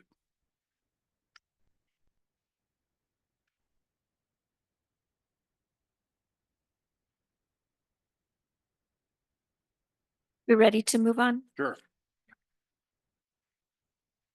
Fire department is next. Mayor, Administrator Curry, Council, thank you for this opportunity. As you can see on my budget, some increase. You're going to see some line items that aren't reflecting that we have some savings there, but like Tanya's mentioned, we have encumbrances, so most of the stuff will be spent by the end of the year. I'll stand for questions. Councilor Knight. I don't know if this is considered a budget issue, but I've had a couple of phone calls from village residents in my district about the fence that's getting put up around the water tower on Loma Larga. Is that going to be like a yard, a village yard where you put equipment and lots of equipment in there? Mayor, Counselor, that is just a perimeter fence that I'm meeting my obligation from 2007 when we got the tank built, that we was required to have a perimeter fence, and we have some money now. So we're doing it. As far as per the obligation of the site development plan. It's not going to be an equipment yard. We're actually cleaning it up. So, So I think that's what their worries. well, they could always call me and I'd be happy to tell them what we're doing, but we've been working Public Works and the fire department, making it look nice. Looks good. Protecting our infrastructure, our water tank, our pump house, getting rid of some of the vegetation. We just had a backup generator installed and hopefully we'll get it up online in about 2 weeks. So in the event of a power failure, whether it's accidental or on purpose, because PNM is talking about the PSPS, we need to make sure that we get water to our hydrants in the event of a power failure. So good things are happening to the yard. We're going to have automatic gates now, so we can have, tanker trucks from other agencies be able to go in there and open up, share a code, and they can get water in the event of a fire. Okay, I think they were just worried about the view shed on the. Of a fence? Of a fence? No, they were thinking because the fence was there, that it was going to be like filled in with a bunch of equipment. Well, it does provide security. The fence does, yeah. I'll call them and let them know. And again, my phone is always on. These citizens, they can call me and I'd be happy to answer any questions that they may have. Absolutely. Okay, Counselor Burkett and then Counselor Woolman. I just have a quick question it's a good thing. It's a dramatically less on the budget than I would expect it to be, but I am very curious how we get through the year with $750 of fuel. Because I spend more than that in a couple of months on my truck. So unless you get the most efficient fire trucks in the world, I saw that. I was like, there is no way that's possible. Mayor, Counselor, so that's a very good question. So again, this budget is mostly for employees and benefits. You'll see in the reflection, a lot of this, it's very little utilities, fuel, because we take that out of some of our special funds. Okay. So I try to offset with our fire protection fund and stuff to for those types of things. Okay. Absolutely. All right. Counselor Woolman. I was just curious about the fire engine that's sitting there next to the fire tank. Is that staged there in case you needed an emergency for the Mayor, west side. Council, so the fire engine there is one that we've recently replaced with a newer engine. It's still functional. It's the one that was purchased back in 1990. It has 1,000 gallon per minute pump. The reason it was placed there is because of the threat of the PSPS with the power shutoff. And so when we built our water tank system, we built it with redundancies. So we didn't have a generator until recently. That truck serves the purpose as, in case the power goes out and I need to get water out of the tank, the truck is positioned there to pull water from the tank, pump it into the hydrant system to pressurize the system that goes along Loma Larga. That's great. So that's exactly what that's there for. That's good. I have a bunch of calls from citizens asking if it's for sale. I was like, no, it's serving a purpose. So yeah, and it will be moved once we get our generator fully functional. And we hope that as we move forward with Station 3, the fire substation, which we're still actively looking for funding. I know we're getting some bond, but it wasn't enough. When we get that station built, that we'll be able to house that truck there. Yeah. This is not a budget item, but just a question of interest. Would you be open to perhaps having that water tank painted with a by the artist in Corrales that might show a agricultural motif or something like that, rather than the stark green, to have something that reflects the village? That question comes up, and Mayor, Councilor, I think I ought to be open. We got to be really cautious about, who is performing the work, what type of, what are they painting it with? Because I could tell you the one back here behind Village, at the Village Complex, Steve and I are working. We've have flown a drone to take a look at the Vigas. The Vigas are really rotting away. It's a liability to us. So we're going to have to either replace them or remove them before they fall and kill somebody. So there are those concerns, Okay. what's the intention of the tank and, regular maintenance. Our departments can't, if they go and turn it over to the village for reoccurring maintenance issues, that's going to be difficult on our staff and budget. No, but you'd be open to discussion. Yes, sir, And it's a Councilman. double coated epoxy, so it's a very special paint, both inside and out on those water tanks. So Thank you. Okay, great. Thank you. All right, thank you, Mayor. Last two items on your budget, looks like we haven't spent a whole lot of money as part of those encumbrances that you were mentioning earlier. 48010 capital building structures. Looks like we budgeted 100,000, but we've only spent about $2,800. yes, Mayor, Councilor, that's encumbered. So we're Okay. waiting. I was hoping to have a final invoice from the Middle River Grant Conservancy. So part of that money is encumbered for the installation of the bridge, and the crane services to get the bridge installed. And, so it's encumbered. Okay, how about the utilities? It seems pretty low too. I mean, it's only about 10% of what. Yeah, the utilities, I'll have to double check on that. That does seem low to me as well, but that is our wastewater for the fire station. And we also anticipate replacing a pump that Steve and I have been talking about, that we want to do something a little bit different. I'm trying to figure it out. May have to put two pumps in parallel or something. Well, I mean, if the money's looking like it's going to be spent and needs to be spent for next year, that I'm not having a problem with that. I just curious why, we see some of these low values year to date. No, I understand. In some of those columns. Yeah. Thank you, Mayor. Thank you. Any other questions? Thank you. Thank you, Chief. Okay, the next budget we're gonna go over is Public Works.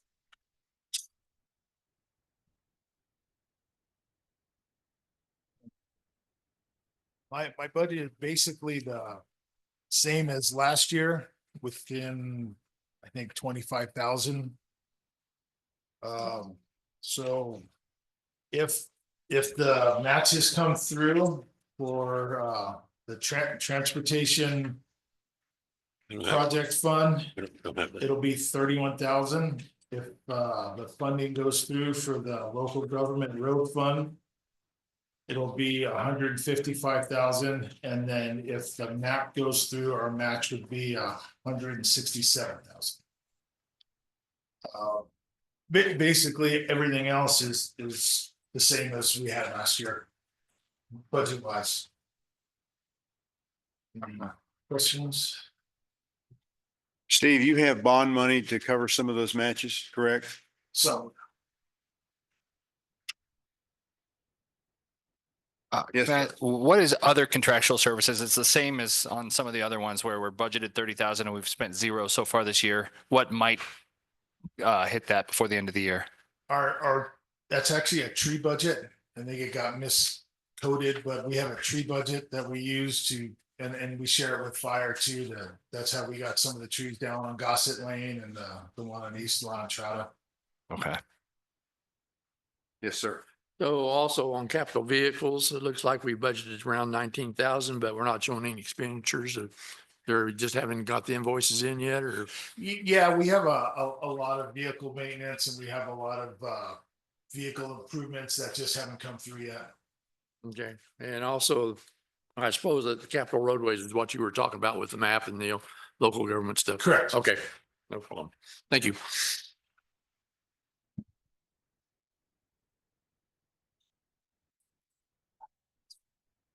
Next is general services.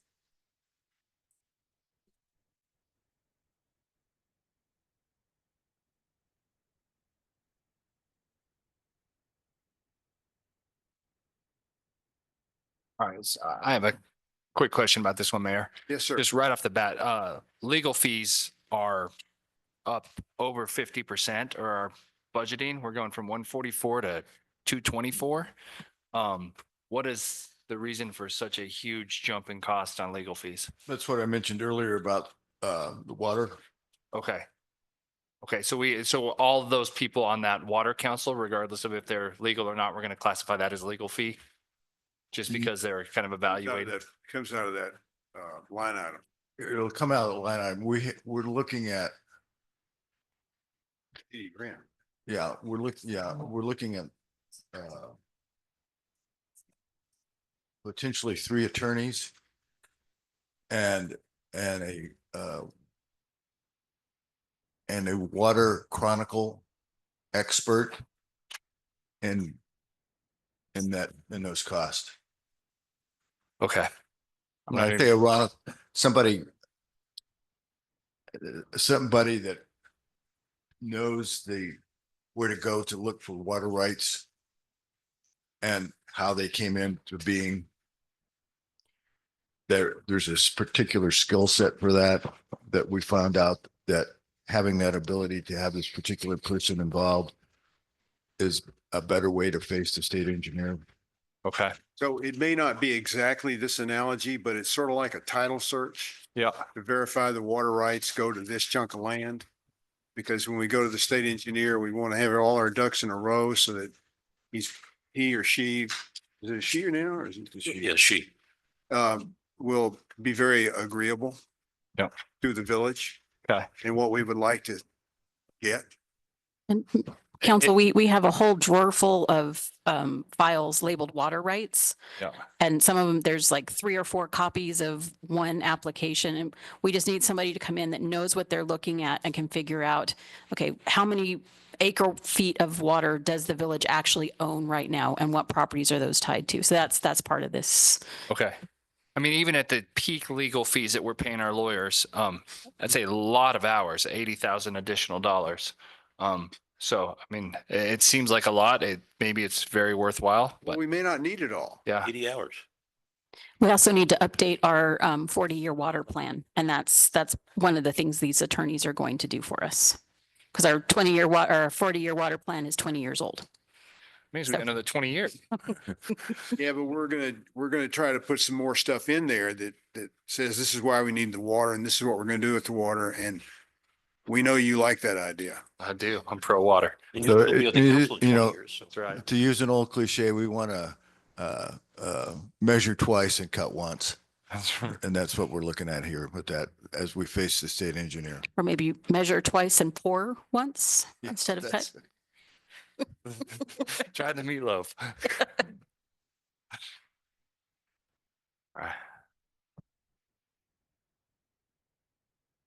Yes, sir. I'm sorry. Well, that's all right. I was just kind of looking over my notes, kind of drifting off somewhere else too. So employee training, we don't have anything budgeted for next year? I think our employee training falls under other departments, but I'm not sure why I think it's just, for, it was a template. And so that's there for every department, whether it's used or not. So. And then the subscriptions and dues are decreasing as well. I'm not sure why they're decreasing. And roadways and culverts, we don't have anything budgeted there either. No. I didn't hear what you said. Roadways and culverts. Under general services. Yeah. Why would it be under general services and not public works? Well, 48080 is Yeah, listed there. it is. I mean, we budgeted for it, looks like, let's see. Yeah, we didn't have a whole lot budgeted this year and we got nothing for next year. So, I mean, and then, Perhaps we don't need it because we don't use it. all right, how about commitments and other fees? It seems like we overspent that. Is that a recurring cost? And then do we need to, and it looks like you decreased it by $1,000 or $1,800 for next year. So, Counselor, I'm loud. Can you hear me? Am I loud enough? Well, I mean, Can't hear me. yeah. There you go. Council, Mayor, Council. So when you look at this, that training, the 875 from 2023 was probably a miscoding on someone's department. So it got moved in there. And once it hits a line, until it comes off this, it's required by Department of Finance to have the two previous budget years on there. So that has to stay, even though we didn't rebudget for it. And then if you look down here at the Capital Bridges and Rotary 48080, I looked at that also, and it was, so engineering services, if they're for Lori for grading and drainage, they're not capital. If we're doing an engineering service for a road, a park, a new anything, it should be capital. So we started really working hard to try to get it under that capital number. So I'm assuming, and I think I looked this up, WH Pacific had something they needed to do to finish off either a Steve project or one of the projects. And we put it into that capital line item. And so when you saw that money move in, we moved it down from another line item. Because one of Jolene's next jobs is to go through everything we've spent and capitalize and put into sheets capitalization. So we're really trying to work with departments to say, Chief Martinez, if you're going to get engineering on something that's capital like your training facility, please capitalize it in the beginning so we don't have to hunt for it at the end of the year. Okay. So that's why that one's there. And the commitments and fees, that's your credit card fees. So I mean, should we have more money in there for credit card fees? I mean, they don't seem to ever go down. No, but that is something that if you budget more right now and you don't spend in another line item, you're increasing your budget. But within this budget, let's say that you guys are all right and it's not 80,000 for the water attorney. You can take that money and move it without council approval down there. So you're not increasing your overall budget. You're keeping your budget flat and you can cover it. Okay. But of course, if we overspend it and we don't have money, we'd come back with a bar. Okay. Melanie, we had this discussion. Councilor Mara was wondering about the postage. Oh, yeah. Postage rates have Postage- gone way up. Yeah, postage has gone up. Well, and so one of the things about the way the software kind of places things is we show that we're spending money on postage, but like for all the certified letters that planning and zoning sends out, or the certified letters I send out for an appeal, that's paid for by the applicant, but then it doesn't go back into that fund. It shows as revenue somewhere else. So yeah, and it really just depends on, how many planning and zoning cases need a certified letter. And certified letters are like $9.80 now per letter. $9.80. Wow. Yeah. So like for the appeal we're doing Tuesday night, we sent out 7 of those. Yeah. So, you know, and I don't know how many on average you do for a planning and zoning case, but it can get pretty hefty. And then, you know, the court has to send out, they don't do certified letters, but they have to send out mailings. And so all of that goes under our postage meter, and it all, you know, we have a PO set up for the postage meter, and then we draw from that to refill the postage on the meter. Yes, sir. Just one more question. So professional services and other contractual services, I mean, they represent about $400,000 each year. What falls under those categories? I think we need to go in and figure out what other contractual services means in all these departments, because Right. I know that since I don't do finance, I'm not sure what that is for every department, but I do know from things that Raina has said in the past, it's usually our IT services, services for like professional security. And it really is just depending on when that original PO gets made, if they're pulling it from the correct line item number. I don't mind that being a sub, or a heading for a subsection. I mean, just use other contractual services and then have sub counts. That Yeah. would be fine with me, but. Yeah. And I know we were using the exact form that Raina has used in previous years, but I seem to remember that being a question last year too about, you know, well, what constitutes other contractual services? And I think So- professional services is the same. I mean, at least attorney's fees we know exactly what that's for, but those 3 things are $700,000 just in this page alone. What- For What is where is the server going? This, I think it would, the server, That's 300 grand, isn't it? yeah. correct. We're, Amazon. that's likely to come into a cash expenditure this year. Oh, that's Well, right. We want to get it before the end of the year. Yeah, so that'll come before the council as a Yeah. bar. We had to replace the server for the system. We will have to replace it, yeah. So we can get more details then on both professional and contractual services for all the different departments. Yes, sir. Thank you.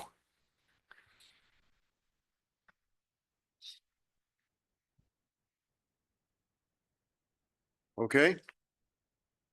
What's next? Do we have any committees? Well, I want to go back to the last page if we can, because I That know we page- kind of. What is that for? That one is the special funds. It's page, let's see, what page is that? It's But- the last page. The last page. 15. Again, going back into animal services. I'm looking at.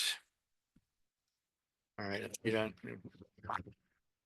So we have supplies and we've spent something like $7,200. And then we have other capital purchases for $10,000. What is that?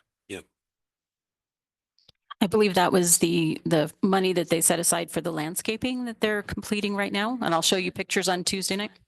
Yeah, yeah. And the transfer in and out are the 25,000 there is that the Dennis Friends funds?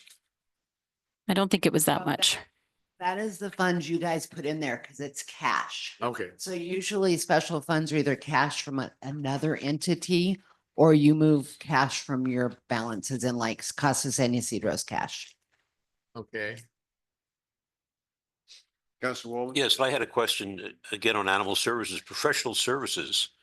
I know they spent a lot of money when dogs and cats are picked up for spays and neuters. Where would that fall? It came out of general fund. Came out of general funds, not out of the 25,000?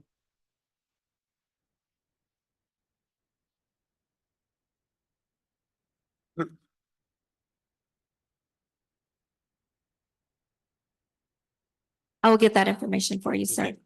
Okay. The reason I ask is that, as we discussed last year, I want to make sure that they have enough money toward the end of the year. And if we're down to $800 as of maybe a week and a half ago, and we have to go to July 1st, they then draw the Dennis Friends Mhm. and the 4,000 from the pet mayor? Okay. Correct. So they're covered. My concern is if they don't, each year, if they don't get the Dennis Friends money, I guess the 10,000 for landscaping out of this money would not be there, not be an expenditure, a recurring expenditure. So they'd probably be okay. Yes. Okay, great. Thank you, Mayor. Yes, sir. Oh, so one other question too on, under Fund 215 Economic Development. So is the 55,000 there, is that for Main Street? Mm-hmm. How are we covering the utilities for their offices and so forth? Is that just coming out of the general fund?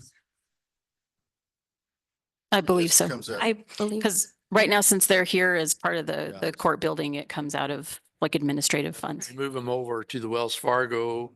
I guess the question is, are we tacking that on to their contract as we're paying them, or we're giving them something like a $14 per square foot? Yes, if you look at the Main Street agreement, it's actually written in there that the village will provide office space, and it's considered on top of the 55,000. So we have the 55,000. They exceed the $60,000. Correct. Is it limit that they have to go out to bid then? We have to go out to bid? Well, there's only one Main Street that I'm aware of. Well, okay, So I but can't really answer that question. I mean, for economic development, I mean, what happens if we exceed that $60,000? Because that is the contractual state limit, isn't it? Then we have to go out to bid or something? I have to defer. Is that correct? 60,000 is a limit. And I don't, But Main Street may not fall under Yeah. that. There are some things within the procurement code that fall under you do not have to go out to bid for. The library doesn't have to go out to bid for buying books from a publisher, even if she spent 300,000 at that publisher. So I have to look at that one. But since those buildings are also being used by other people, not just by them, I'm not even sure 14 is a good number. Well, I mean, it's $14 a square foot is probably just an average number, but I mean, if we're providing a dedicated space where she has an office and she can lock it up and she doesn't allow, anybody else access, that would be included in the contract. Is that correct? I would assume it is included in the contract, Mayor, Council, Administrator Curry, but they don't even have an office right now. And they haven't for several months. So that's my office and the fire department's office now. So they're definitely not at risk of doing that this year, Okay. All right. Thank you. but I will be happy to look at the procurement code.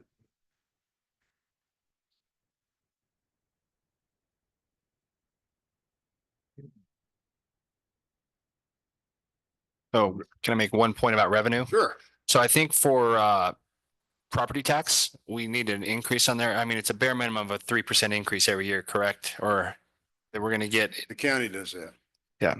well, okay, well, we have property tax current on here, so it seems like our share of it would also go up, whatever it is, but with the way people are getting taxed coming off these rights, it could be, or off agricultural status, it could be significantly more.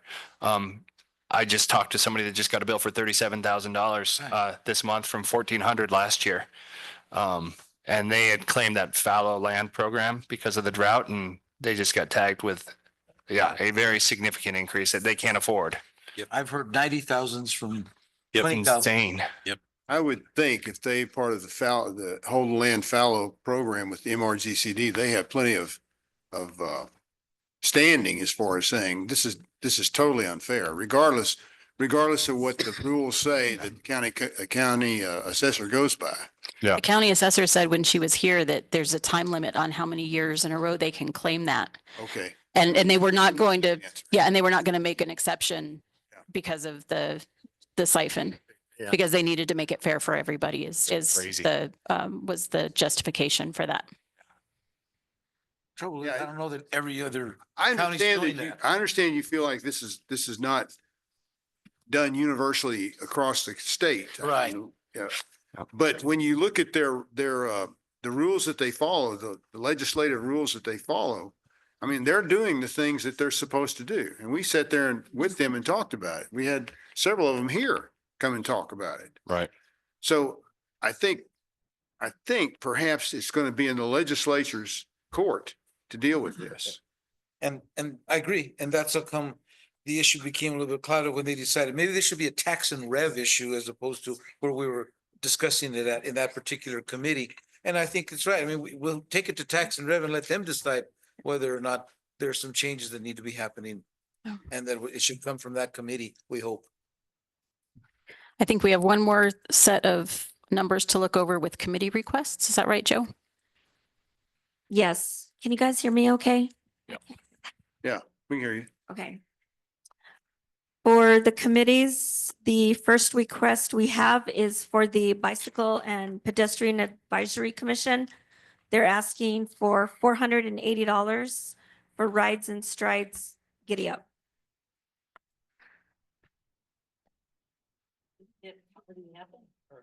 This will be for next year. Is that the same as it had last year? Yes. Or this year, I should say? The second one is for the Bosque Advisory Commission. They're $5,000 they're asking for, and that'll be under the fire department. Mayor, council, as you know, I attend their meetings. I'm a liaison between that group and the Village of Corrales. Those are monies that were used for different things, signs, paint for gates, just different maintenance issues. The doggy poop bags that they put out, and we have, I think, 6 or 7. I can't remember how many locations, but that serves not only to try to, provide for the citizens walking their animals, but also we use those numbers and we provide those to our planning and zoning administrator for our annual MS4, criteria that we're trying to keep the poop out of our water. So, and just other miscellaneous stuff, when we do project cleanups, bags, trash bags, safety equipment, gloves, etc. And I think, Mr. Mayor, they've been asking us at least lately for some signs again about up on the ditches, right? Correct. Yeah, we just we got an order in some signs that we're trying to put at different cross streets locations to help the public know in the event of an emergency what the nearest road is. Yeah. So do you think the 5,000 is going to be enough for this year and next year, or should we look at Yeah, that no, as- 5,000 should be sufficient enough. Okay. Yeah. The Equestrian Advisory Commission, and they're asking for $3,000, and that's gonna be with Tanya. So the CEAC, I'm the liaison for that commission. They had asked for $500 for to put together some stickers or some flyers about trail safety with horses. And then in conjunction with Chief Martinez, we want the cavalettis going into the bosque are generally have been made out of power poles, and then you hammer them in with big long nails. And Melanie. Hang on. You hammer them in with big long nails, and that can cause damage to the horses, and they're none the same. So Chief Martinez went out and got a quote for getting a test cavaletti. CEAC designed it. CEAC designed it. The way the horse people, I believe they worked with the Champ also to do 3D printed concrete, and it's going to be about $2,500 for one test cavaletti we'd like to put in this year. See how it works, see how the horses like it, see if it's safer. So that's the request, and we would be managing that under the fire department as well.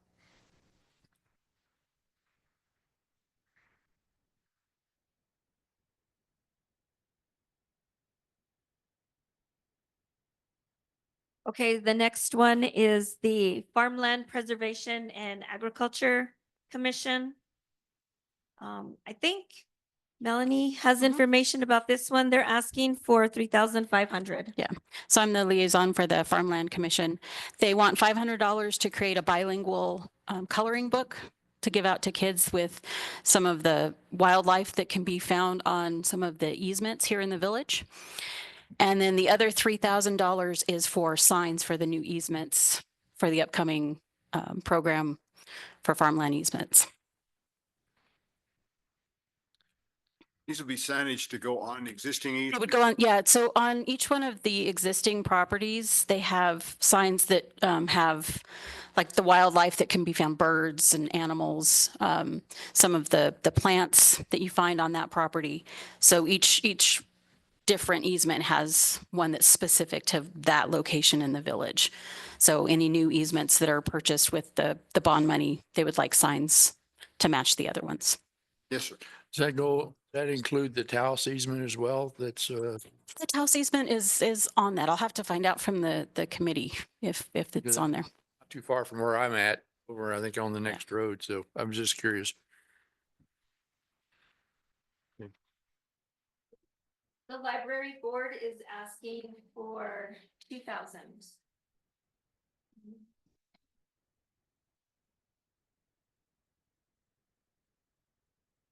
So the board gets a table of the members market for 1 month.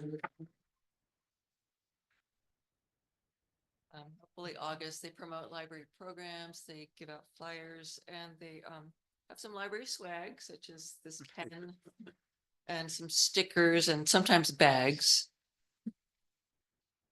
So yeah, it's all just promotional materials.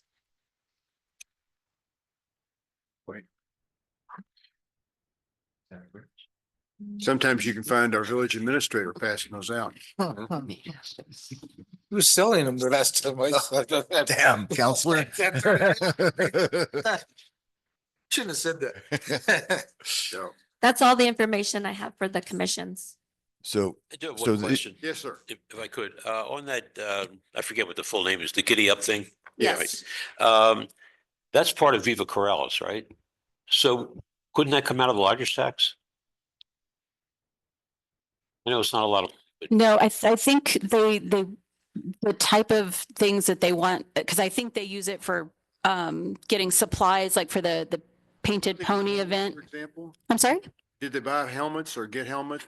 No, I think the bicycle committee was the one that was giving out helmets, but no, so the lodgers tax funds can only be used for either security at the event, advertising for the event, or things like the portable toilets. So if they want to get supplies for the kids to paint the ponies and the little noodle pony craft, they can't get that money from the lodgers tax. And that's what this money would be for. thank you. I mean, Yes, I might add to that too, is they're working on some bicycle racks that are custom made, and they're using, I think, existing bicycle frames to make a bicycle rack for they're going to come out with a prototype and see how well it works. Nice. So So in Did- all these committees, we started having them submit this about 2 years ago. Because what they would normally do is during the course of the year, they would come to the administration and say, we need this amount of dollars. So we thought it was a better process, which I believe it is, for us to do it this way so that you have a shot at this. And so the numbers that you've heard today are numbers that we've looked at, and in some cases, they've been higher initially, I believe, before you hearing them today. But unless we hear any strong objections, then these numbers are probably the ones that will go into the budget that you will see on Tuesday. Councilor Murray, was there another request from the Bicycle and Pedestrian Advisory Commission for some additional funds for something else? yeah, there are, so this is yet to come up because I think what is planning is there's going to be a presentation that we're trying to get on the agenda for the end of the month. And it has to do with ditch crossings on public roads. And they're proposing new signage to replace what's there because they think it's confusing. And well, you'll see it as a presentation, I think, in the end of May. But basically the amount that they're asking for is around $10,000. And it covers some major east-west roads, La Entrada, Coronado, Sagebrush, and some others. Basically, they are proposing more signage at the ditch banks so that they can warn drivers that there may be vehicles or people crossing those ditch banks, and they want these signs up for safety purposes. But yeah, I think you'll see a good presentation at the end of May. I know we have to approve the budget, but they're asking for about 10,000, I believe. Yeah, but that's going to impact MRGCD, right? The way the signs are being designed, I don't believe it will. Okay, all right. I mean, basically, if you go on Rio Grande and you go over Paseo, you remember seeing the signs that says trail, trail crossing? And they have signs before warning you that you're coming up on a trail crossing, and then they have the actual trail crossing sign. Well, what they're proposing is something similar to that, but say ditch crossing. And that way we can avoid the MRGCD issue of calling it the Trail, the 5-letter word. Yeah. Or whatever. But anyway, yes, that is a request that they're going to probably want to see put in the budget, and I would support it. And it would be on road property, not on MRGC. It'd be on our right of way. Our right away. Right. Okay. But not on the ditch bank. I mean, no. So who was asking about employees at yours or members? That's what it was. Membership. So we have 51 as of right now. Okay, so I just realized that we just started this, so I mean, it is gonna be more, especially I'm sure when we see summer. Right. We'll go out and shoots right now. so I mean, that's like $1,100-$1,200 a month, even if they all bought the cheapest membership. I mean, that honestly right there is 1,200. Yeah. And that is the cheapest, but we Yeah. have some that, so the cheapest of 24 only covers you for one or the other. Yeah. Pickleball at the workout facility. We have several people that have already done, that get the $40 for the boat. Yeah. So I mean, but if we did just 24, that would be $1,020. And that is per month. Nice. Mr. Mayor, Yes, sir. Counselor, was that the question that you're talking about? Who's asking for the 10? How about? Bicycle and pedestrian. Yeah, he came and talked to us at the last meeting. Bicycle and pedestrian, okay. Because I heard equestrian and pedestrian, I wasn't too sure whether or not Yeah. we're gonna add Well, that. that's the CBA's. 13,000. That's totally different. Okay, Right. thank you, Mr. Mayor. I get my licks in now? Or- So I have my request and I submitted this several months ago, but I want to see some more electronic signage, speed limit signs. I'm proposing that we put 4 on Loma Larga, 1 at the south end, 1 at the north end, and maybe 2 around Sagebrush, depending on the location. I'd also like to see 2 more up on Angel Road. I've been getting complaints that speeders are coming down that long road and they're not paying attention to the 15-mile-an-hour speed limit sign. I'm estimating 40,000 for those 6, given they were about 6,000, I think was with our original cost. But I'm going to throw in another 4,000 for inflation. So 40,000 would cover, I think, that part of it.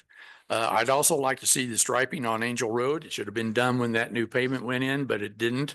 According to Michael Chavis's sheet, it's about 10,000, if I'm not mistaken. I think he ran out of money, didn't he? Well, Is that what happened? You ran out of money? First, we said they had plenty of paint, so it wasn't gonna be the paint. Yeah. It must be something else. No, Yeah, Michael's- they don't use paint. Michael said he had plenty of paint, just had some rollers that would get out there and get it done. Oh, he was jerking your chain. They don't use paint. Okay, I then- suggested a village-wide paint your own road program, but yeah, that didn't fly. Yeah. Okay. So my other question is, and this was from last year, I asked for $60,000 for an on-call architect. And to my knowledge, that was never implemented. What'd you do with those funds? They're still there. Okay. And Can we We- carry them over? I think they are carried over. Yeah. Okay. And Good. When we need them, we'll But- call. yeah, I think Council Alsabrook's point is, and I agree with him, let's vet a architectural firm or some group of architects. We don't have to spend the money, but if we've got them on call, then if a project comes up and we need them, we've got it. Counselor, we've essentially, oh, no, go ahead. no. We have essentially that ability already using CES and the state contracts. Because there Yes. are architects on those lists. Yeah, but I'm worried about, there's a pretty good list on those contracts, on those vendors under the state. Do we ever put an RFP out that allows somebody else to bid on it other than what we've used in the past? The reason why we're reluctant to do something like that is that if we ask somebody to participate in an RFP, that's a large expense for them. But All if the they're one, under- if- all the ones that are on the two previous mentioned lists have been vetted by the state and by CES. That's Okay. why that vetting process is taking place. If we go out to for an RFP, X firm can spend upwards of $5,000 to $10,000 preparing an RFP. And then if we get 2 or 3 of them that we're going on an RFP list and the total amount of the contract is only for $50,000 or $60,000. And we choose somebody, but we never use them. Then we've got a situation where we're causing a credibility problem for the village because we're putting on an RFP for a certain amount of money and then we never use them.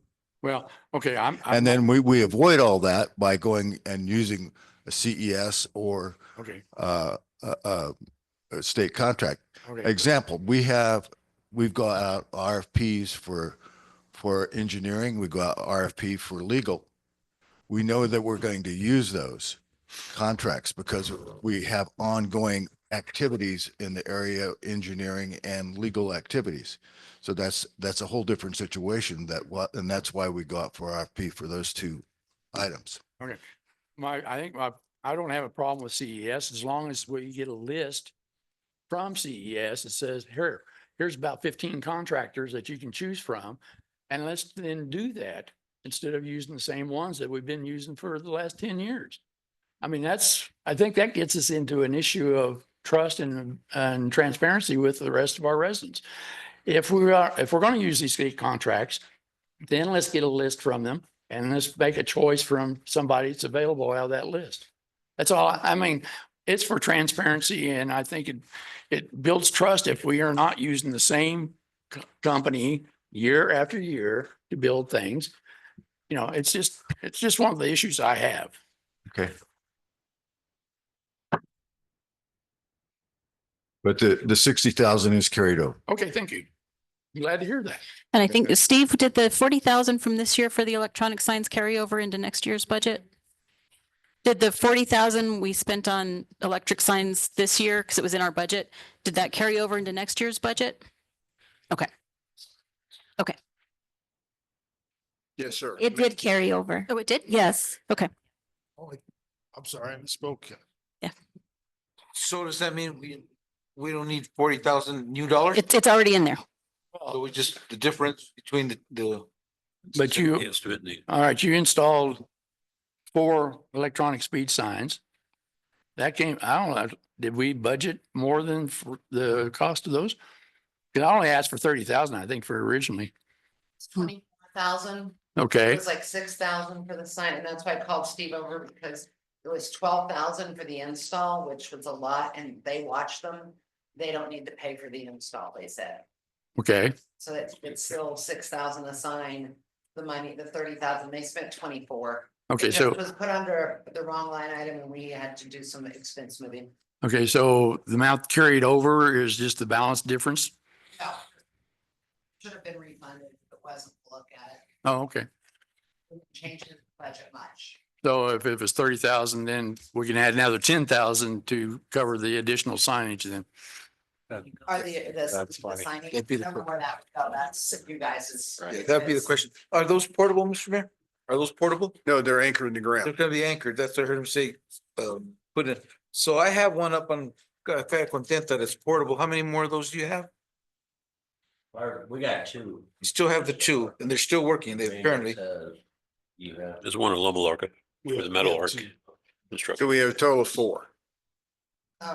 And Bill, did you have a question? I have several items I wanted to, when it's time.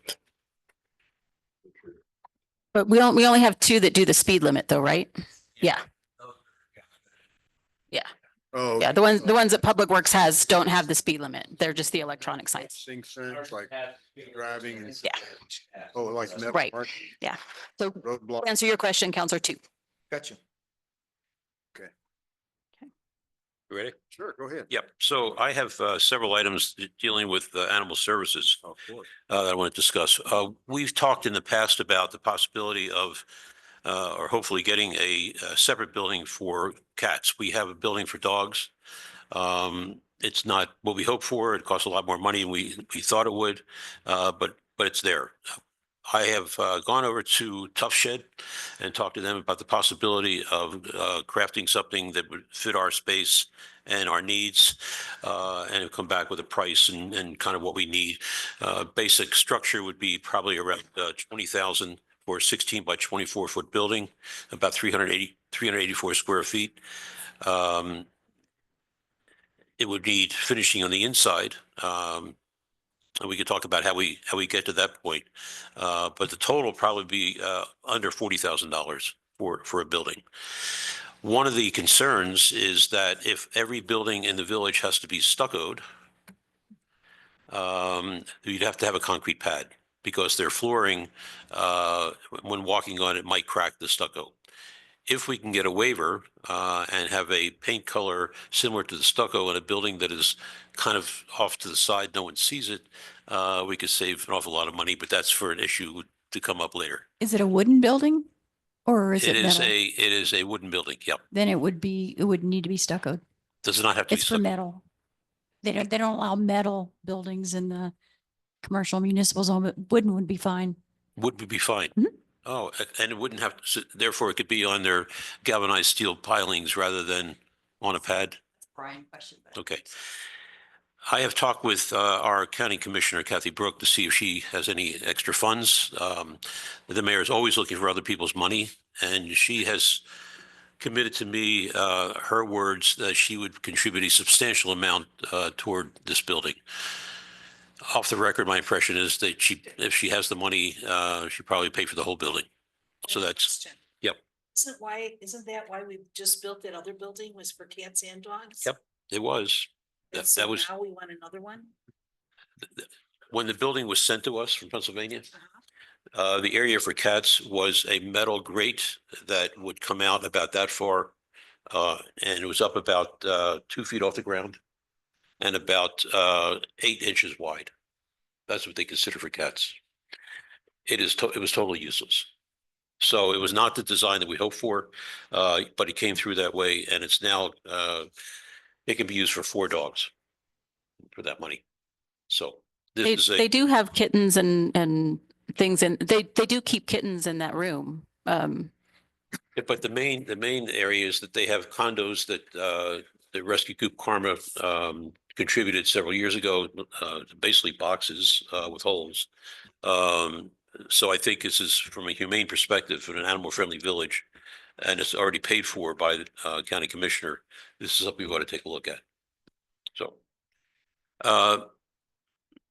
secondly, in 2018, again, the Rescue Karma established a pet food bank for people who could not afford to pay for pet food for their animals and would either sacrifice for themselves or have to give their animals up. The pet food bank is now in full operation, and about 12.5% of all users of the pet food bank, and it's a substantial amount of food going out each week, comes from the village of Corrales. I delivered, and we unloaded yesterday about 2,100 pounds of food. This is coming from the Greater Good National Charities through an organization in New Mexico called Res Dog.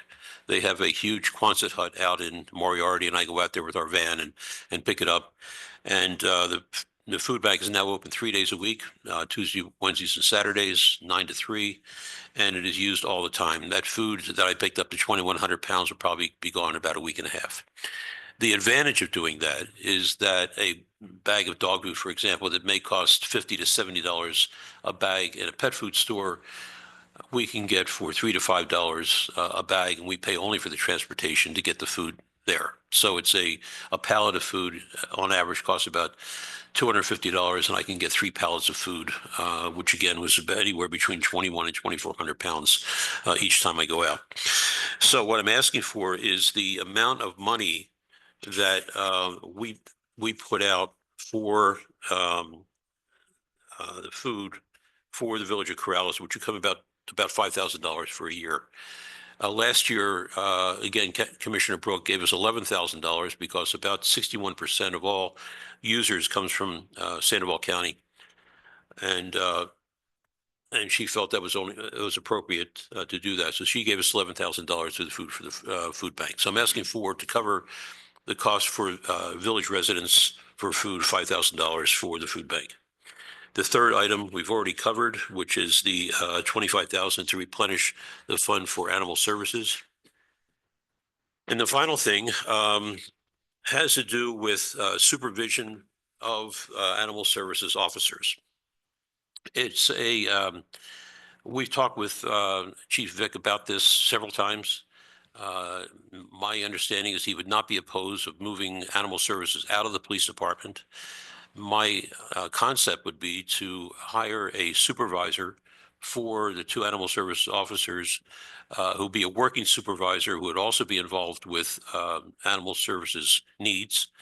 But someone who has experience in management in the animal area, perhaps from Albuquerque, from Bernalillo County, Rio Rancho. I'm sure there are people who are there who would be very interested in moving here.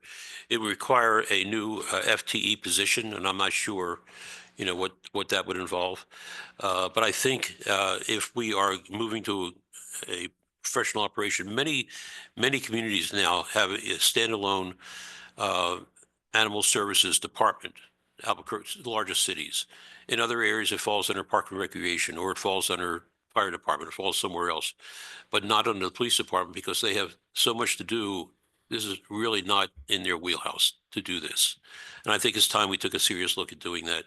So I request, and I don't know a number at this point, a supervisor of animal services reporting to the village administrator and go from there. Those are my requests for this year. Thank you. Administrator Kirk, can I ask you a quick question?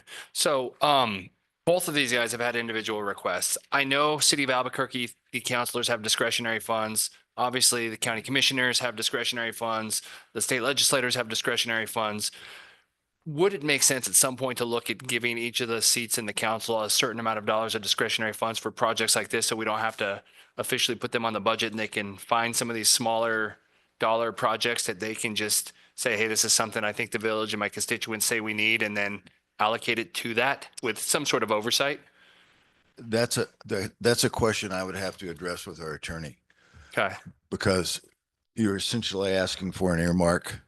Yeah. Or a capital project. In a state's situation, if it's a capital project, then the governor can veto it. Yeah. If that governor so chooses.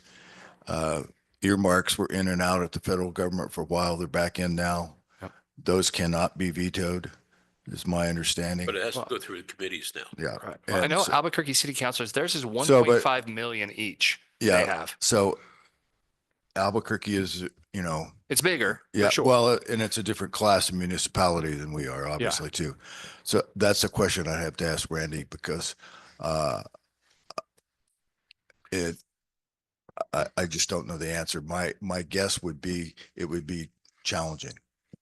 We can only do what the legislature allows us to do. We are not a charter organization. We basically follow the rules from the legislature. And that came up about 16 years ago, same issue.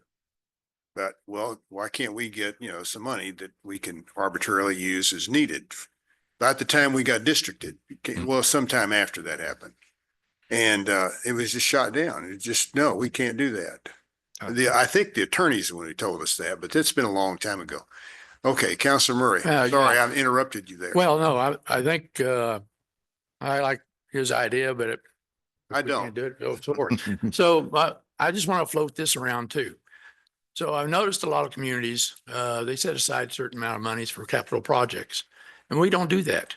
Set And aside 1/12 is a For reserve or something like For that? reserve, but it's not for capital. no, I'm talking about We- when they're planning, like Albuquerque does, they'll set they may go, this may be bond issue money, but people say they'll allocate like $10 million for various projects within the community. And we don't do that. It seems like when we make a budget, we spend everything we get, and so consequently, we don't do any planning. And that's where I think that if we had some money set aside and we had the plans ready to go, we might stand a better chance of getting grants or getting funding because we don't plan ahead. We're not planning ahead because we don't put the ink to the paper and have the plans and ready to go. So it's your impression we don't get any grants? No, it's not that. It's just that our planning is poor. No, we do planning. Well, not much of it because, all right, well, okay, let me take the example of this. Let's take this parking lot out here. When was the site development plan approved? A couple of years ago, I think. Okay, it's going to expire. That site development plan is not going to be any good because we haven't moved forward with that project. And if we get the money and it falls outside that site development plan, we have to go through that process again. It's kind of hard to get somebody to give us a grant for $2 million to do a park. But we haven't even got this plans yet for. We do have plans in the works. And in fact, we have Steve and his crew that are going to start doing some of the work on site. All right, but I also noticed that there's work done on the Anderson property. Are we running electrical conduit? Yes, we are. Why? You don't have a site plan. Do you? Gee, I don't really know the answer to that question. I don't think you do. And yet you're doing work and people and residents are taking note of that. And they say, okay, if they're not following the rules, why should we? It's the thing that we have to walk the talk, basically. If we have bought these properties, we need site plans.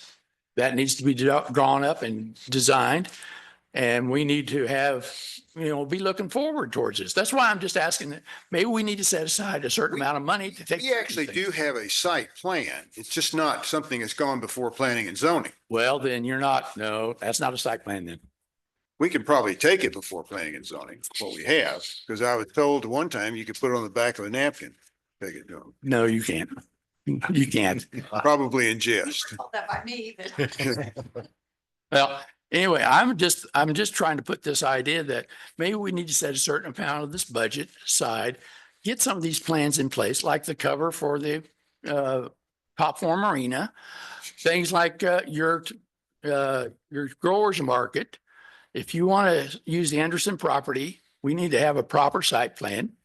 And it's just, we need to follow the rules as well as our residents do. That's all I'm getting at. But maybe we need to think about setting a certain amount of money aside to allow us to do these things. And this is their 5% you want to set aside every year? Well, or some number? I threw it out there. I don't know what it's worth, but this year looks like it's probably beyond that. I mean, part of the issue is, we only get a certain amount of money every year. And I mean, Albuquerque, $10 million for them is a nothing. I understand that, but I mean, for us, $10 million is our entire budget. If we had something shovel ready to go, wouldn't we stand a better chance of getting something from a grant? Well, that's a true statement. I agree with that one. Okay. Yes, ma'am. Talk about planning. When I talked to Michael Chavez before he left, he said that both roads that I'm concerned about on the west side, that's shovel ready to go. So yes. There was some planning. So they're just waiting on the money for that.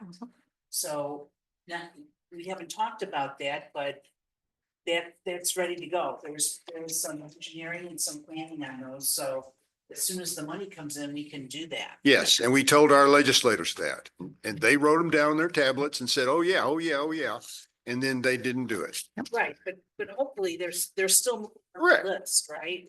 And Steve's going to submit an application and you'll see the resolution on Tuesday night for the Transportation Project Fund to get Coronado Road paved. So yeah, there is, the departments are planning. But we don't do a good job of it. That's all I'm getting at is we need to do a better job I of it. disagree with that. We may not be as timely as you want us to be, but we are certainly moving forward. Counselor, do you sitting around on do you feel like it's a communication, like you're not aware of the planning that's going on? What's going on with the Gonzalez property? We've got something sitting over there and we've got roughly a drawing from Main Street of how they think it looks. Actually, no, it's not from Main Street. It's actually Amy Bell. It's one that Amy Bell. Ben and I put together along with Michael of what we would like to see where. And I mean, that's been done, and we talked to Main Street about it, and they're trying to put together a plan, as Councilor Mira requested, to sort of look at all of our properties. Now, it's being done. Yeah, but Being done slowly within the budget that we have. Main Street does not have the architectural expertise to do that. Do they have an actual architect that can design things? That's Amy Bell. She's a licensed architect. She is no, I don't think she's a licensed architect. Okay, landscape architect. Yeah. Yeah, big difference. And she does, her company does have other architects that on problem- staff as well. Main Street, maybe we don't need to be using Main Street. Maybe we need to use somebody else. Well, I think one of the reasons we've used Main Street is their service requests allow us to get those services and access to those people. I mean, the reason we had a landscape architect is because it was a parking lot and some of these things, and that was in Amy's wheelhouse. But Main Street actually gives us money that we're not having to pay out of our budget to get access to these experts. I think that's some of the complaints I've been hearing from some of my constituents is that. Okay. Anyway, that's a policy thing, and we can certainly talk more about that. It's not budget. Okay. So are we through with the budget? Do we need to decide if any of Councilor Waldman's or Councilor Murray's requests are going to appear in the budget? How do we need to handle that? We can put it on the budget. The only thing I would say specifically, there's not a lot of meat on those bones that you're talking about. I know you and I have talked. Yeah. But we've got when this building was put in over here, I got the feeling it was the sense of the council that we weren't going to move to a 24/7 operation. I see that and disagree with me if I'm wrong. I see this as moving toward a 24/7 operation, and it's a full-time gig where we're going to take in animals and keep them there. Well, we have a responsibility according to our ordinances to take care of animals that are in the village, that are strays in the village. What we don't have is adequate facility to do that now. The backup was always supposed to be a county shelter, which would be a long-term facility. When I talked with the commissioner, I asked her specifically, what's the progress on that? And she said, she was told, and she's going to check again, 18 to 24 months. But that would probably include what they've already done in terms of the utilities and the road structure going in, those kinds of things. So the hope is that that's going to be finished before her term expires, and which is next year.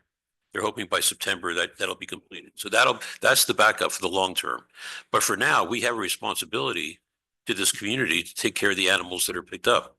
We don't have adequate facilities at this point. So I think that if we can get a structure that's already paid for by someone else, it would help animal services officers, and it would help the community. Again, I thought that the building that we already paid for, that we discussed where it was going to be and what it was going to do, was supposedly going to do all this. Yes, And exactly. That was it. we have to do it again. Okay, that was a design that was recommended by people who have worked in the animal services field for a very long time. That's not the building that was produced. The building that was Well, I think produced, That's what the counselors, that's what I voted on. I thought this was. yeah, gonna so be, did I. The Taj Mahal. Well, I also didn't, It's a great place to live when there's stuff there. okay. I also didn't expect that an $85,000 building was going to end up costing $267,000. But when I saw 15 subcontractors sitting around a table to discuss the construction of this building, I knew we were not going to stick to that number. Those are all state procurement contractors. They were what? Those are all, our pre-vetted contractors too, who just. Yeah, it is Which the much contractor like we use government. all the time, and Yeah. I'm hoping to avoid that this time around. Which is why, and again, this is a building that, as of yesterday, when I spoke with her, she probably is going to pay for the whole thing. So does it need to go in our budget then if she'll pay for it? I don't know. And does it need to go over where the original building? Well, that's the hope. I mean, it would be a lot easier for animal services if, and I've asked Ron about what space is available there and haven't heard back yet. Well, for that. I think it's fair to say there's a lot of unanswered questions. Right. Whether it's the space available, whether we'd have to do another site development plan in that area over there. Any sort of waivers that that would have to be granted by P and Z. There's just a bunch of questions and so that begs the question, do we put a space holder in the budget? Do we put money in the budget and then and try to deal with from that basis? But I think it's important for the council and for the village to take a position or have a position Right. on animals, because it's my understanding, and please tell me if I'm wrong, it was my understanding that as we approached the animal services over there, if there were animals that were held there for longer than 2 weeks, then we would have a contract with Animal Humane to move them there. Well, I haven't seen any animals, on rare occasions have they moved Animal Humane. We've moved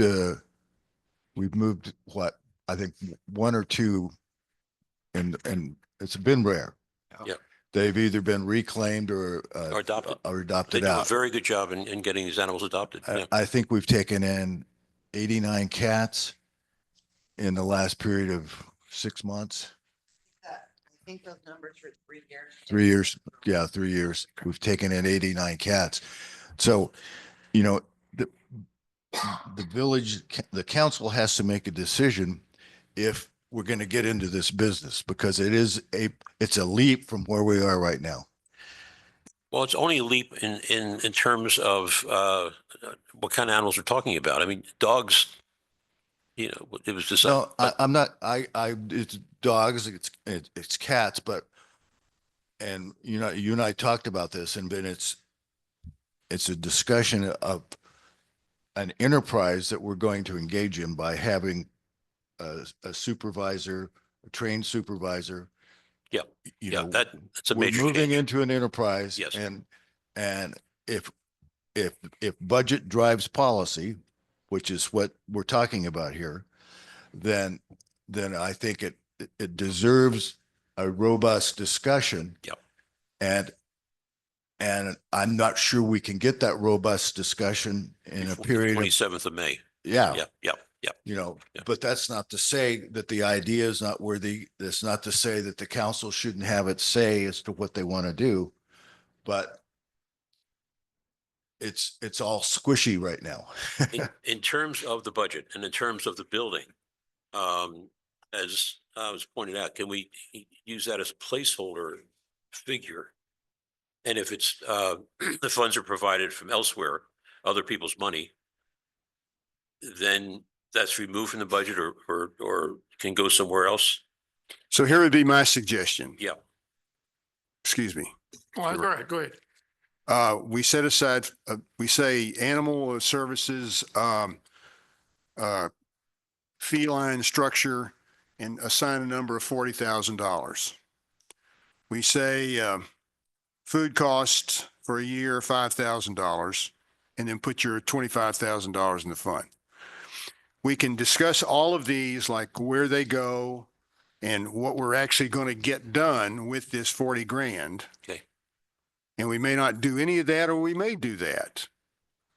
The hiring an FTE will depend upon those, you know, what happens there and whether or not we can get this taken care of. And that is a major discussion to have. Yes. About moving it. Not for the budget. Right. Okay. Yes, sir. Well, I was just going to say, could we do the building through a bar if the money comes through? If we have it on the budget, I would think that's a possibility. If there's cash and yes, the answer to that is yes. Yeah. But putting this in the budget means we may end up having to short Change. change. Thank you very much. Another place. another item, another department. Yeah, what we did with the money that Catherine Brock gave to us for the original building was she cut a check to the village. We had an MOU with the county, and then that went into a special fund, and then that money was held there. So We could look into. you could do that again, So those are possibilities. Yes. and it would be a bar. Yeah, two things. One, the food, is that not a violation of anti-donation clause? The village giving money to this nonprofit to Not provide by food? a contract or an MOU. I think it'd be a similar kind of a thing. Yeah, I think we'd have to double check with We will Randy, but I get to think that that also. an agreement would definitely need to be in I place. think when you were on council, there was money given for each animal that was taken in to Karma to cover the cost for spay, neuter, medical, food, et cetera, $75 per animal. And there was an MOU or a contract was established to do that to a nonprofit. Okay. And then my second question, as far as this structure, I would love to know utilization of the current structure and if we could potentially just take one of the 4 dog units and make it more cat friendly for less and more aesthetically pleasing instead of having another building out there that isn't incredible. And I mean, I don't know how full it is at all points in time. Yeah, you can't put You cats can't mix in a- those, not in that structure. I do think it would be good to get animal services staff in on the conversation and hear how they're currently using the facility. Yeah. Okay. Yes, ma'am.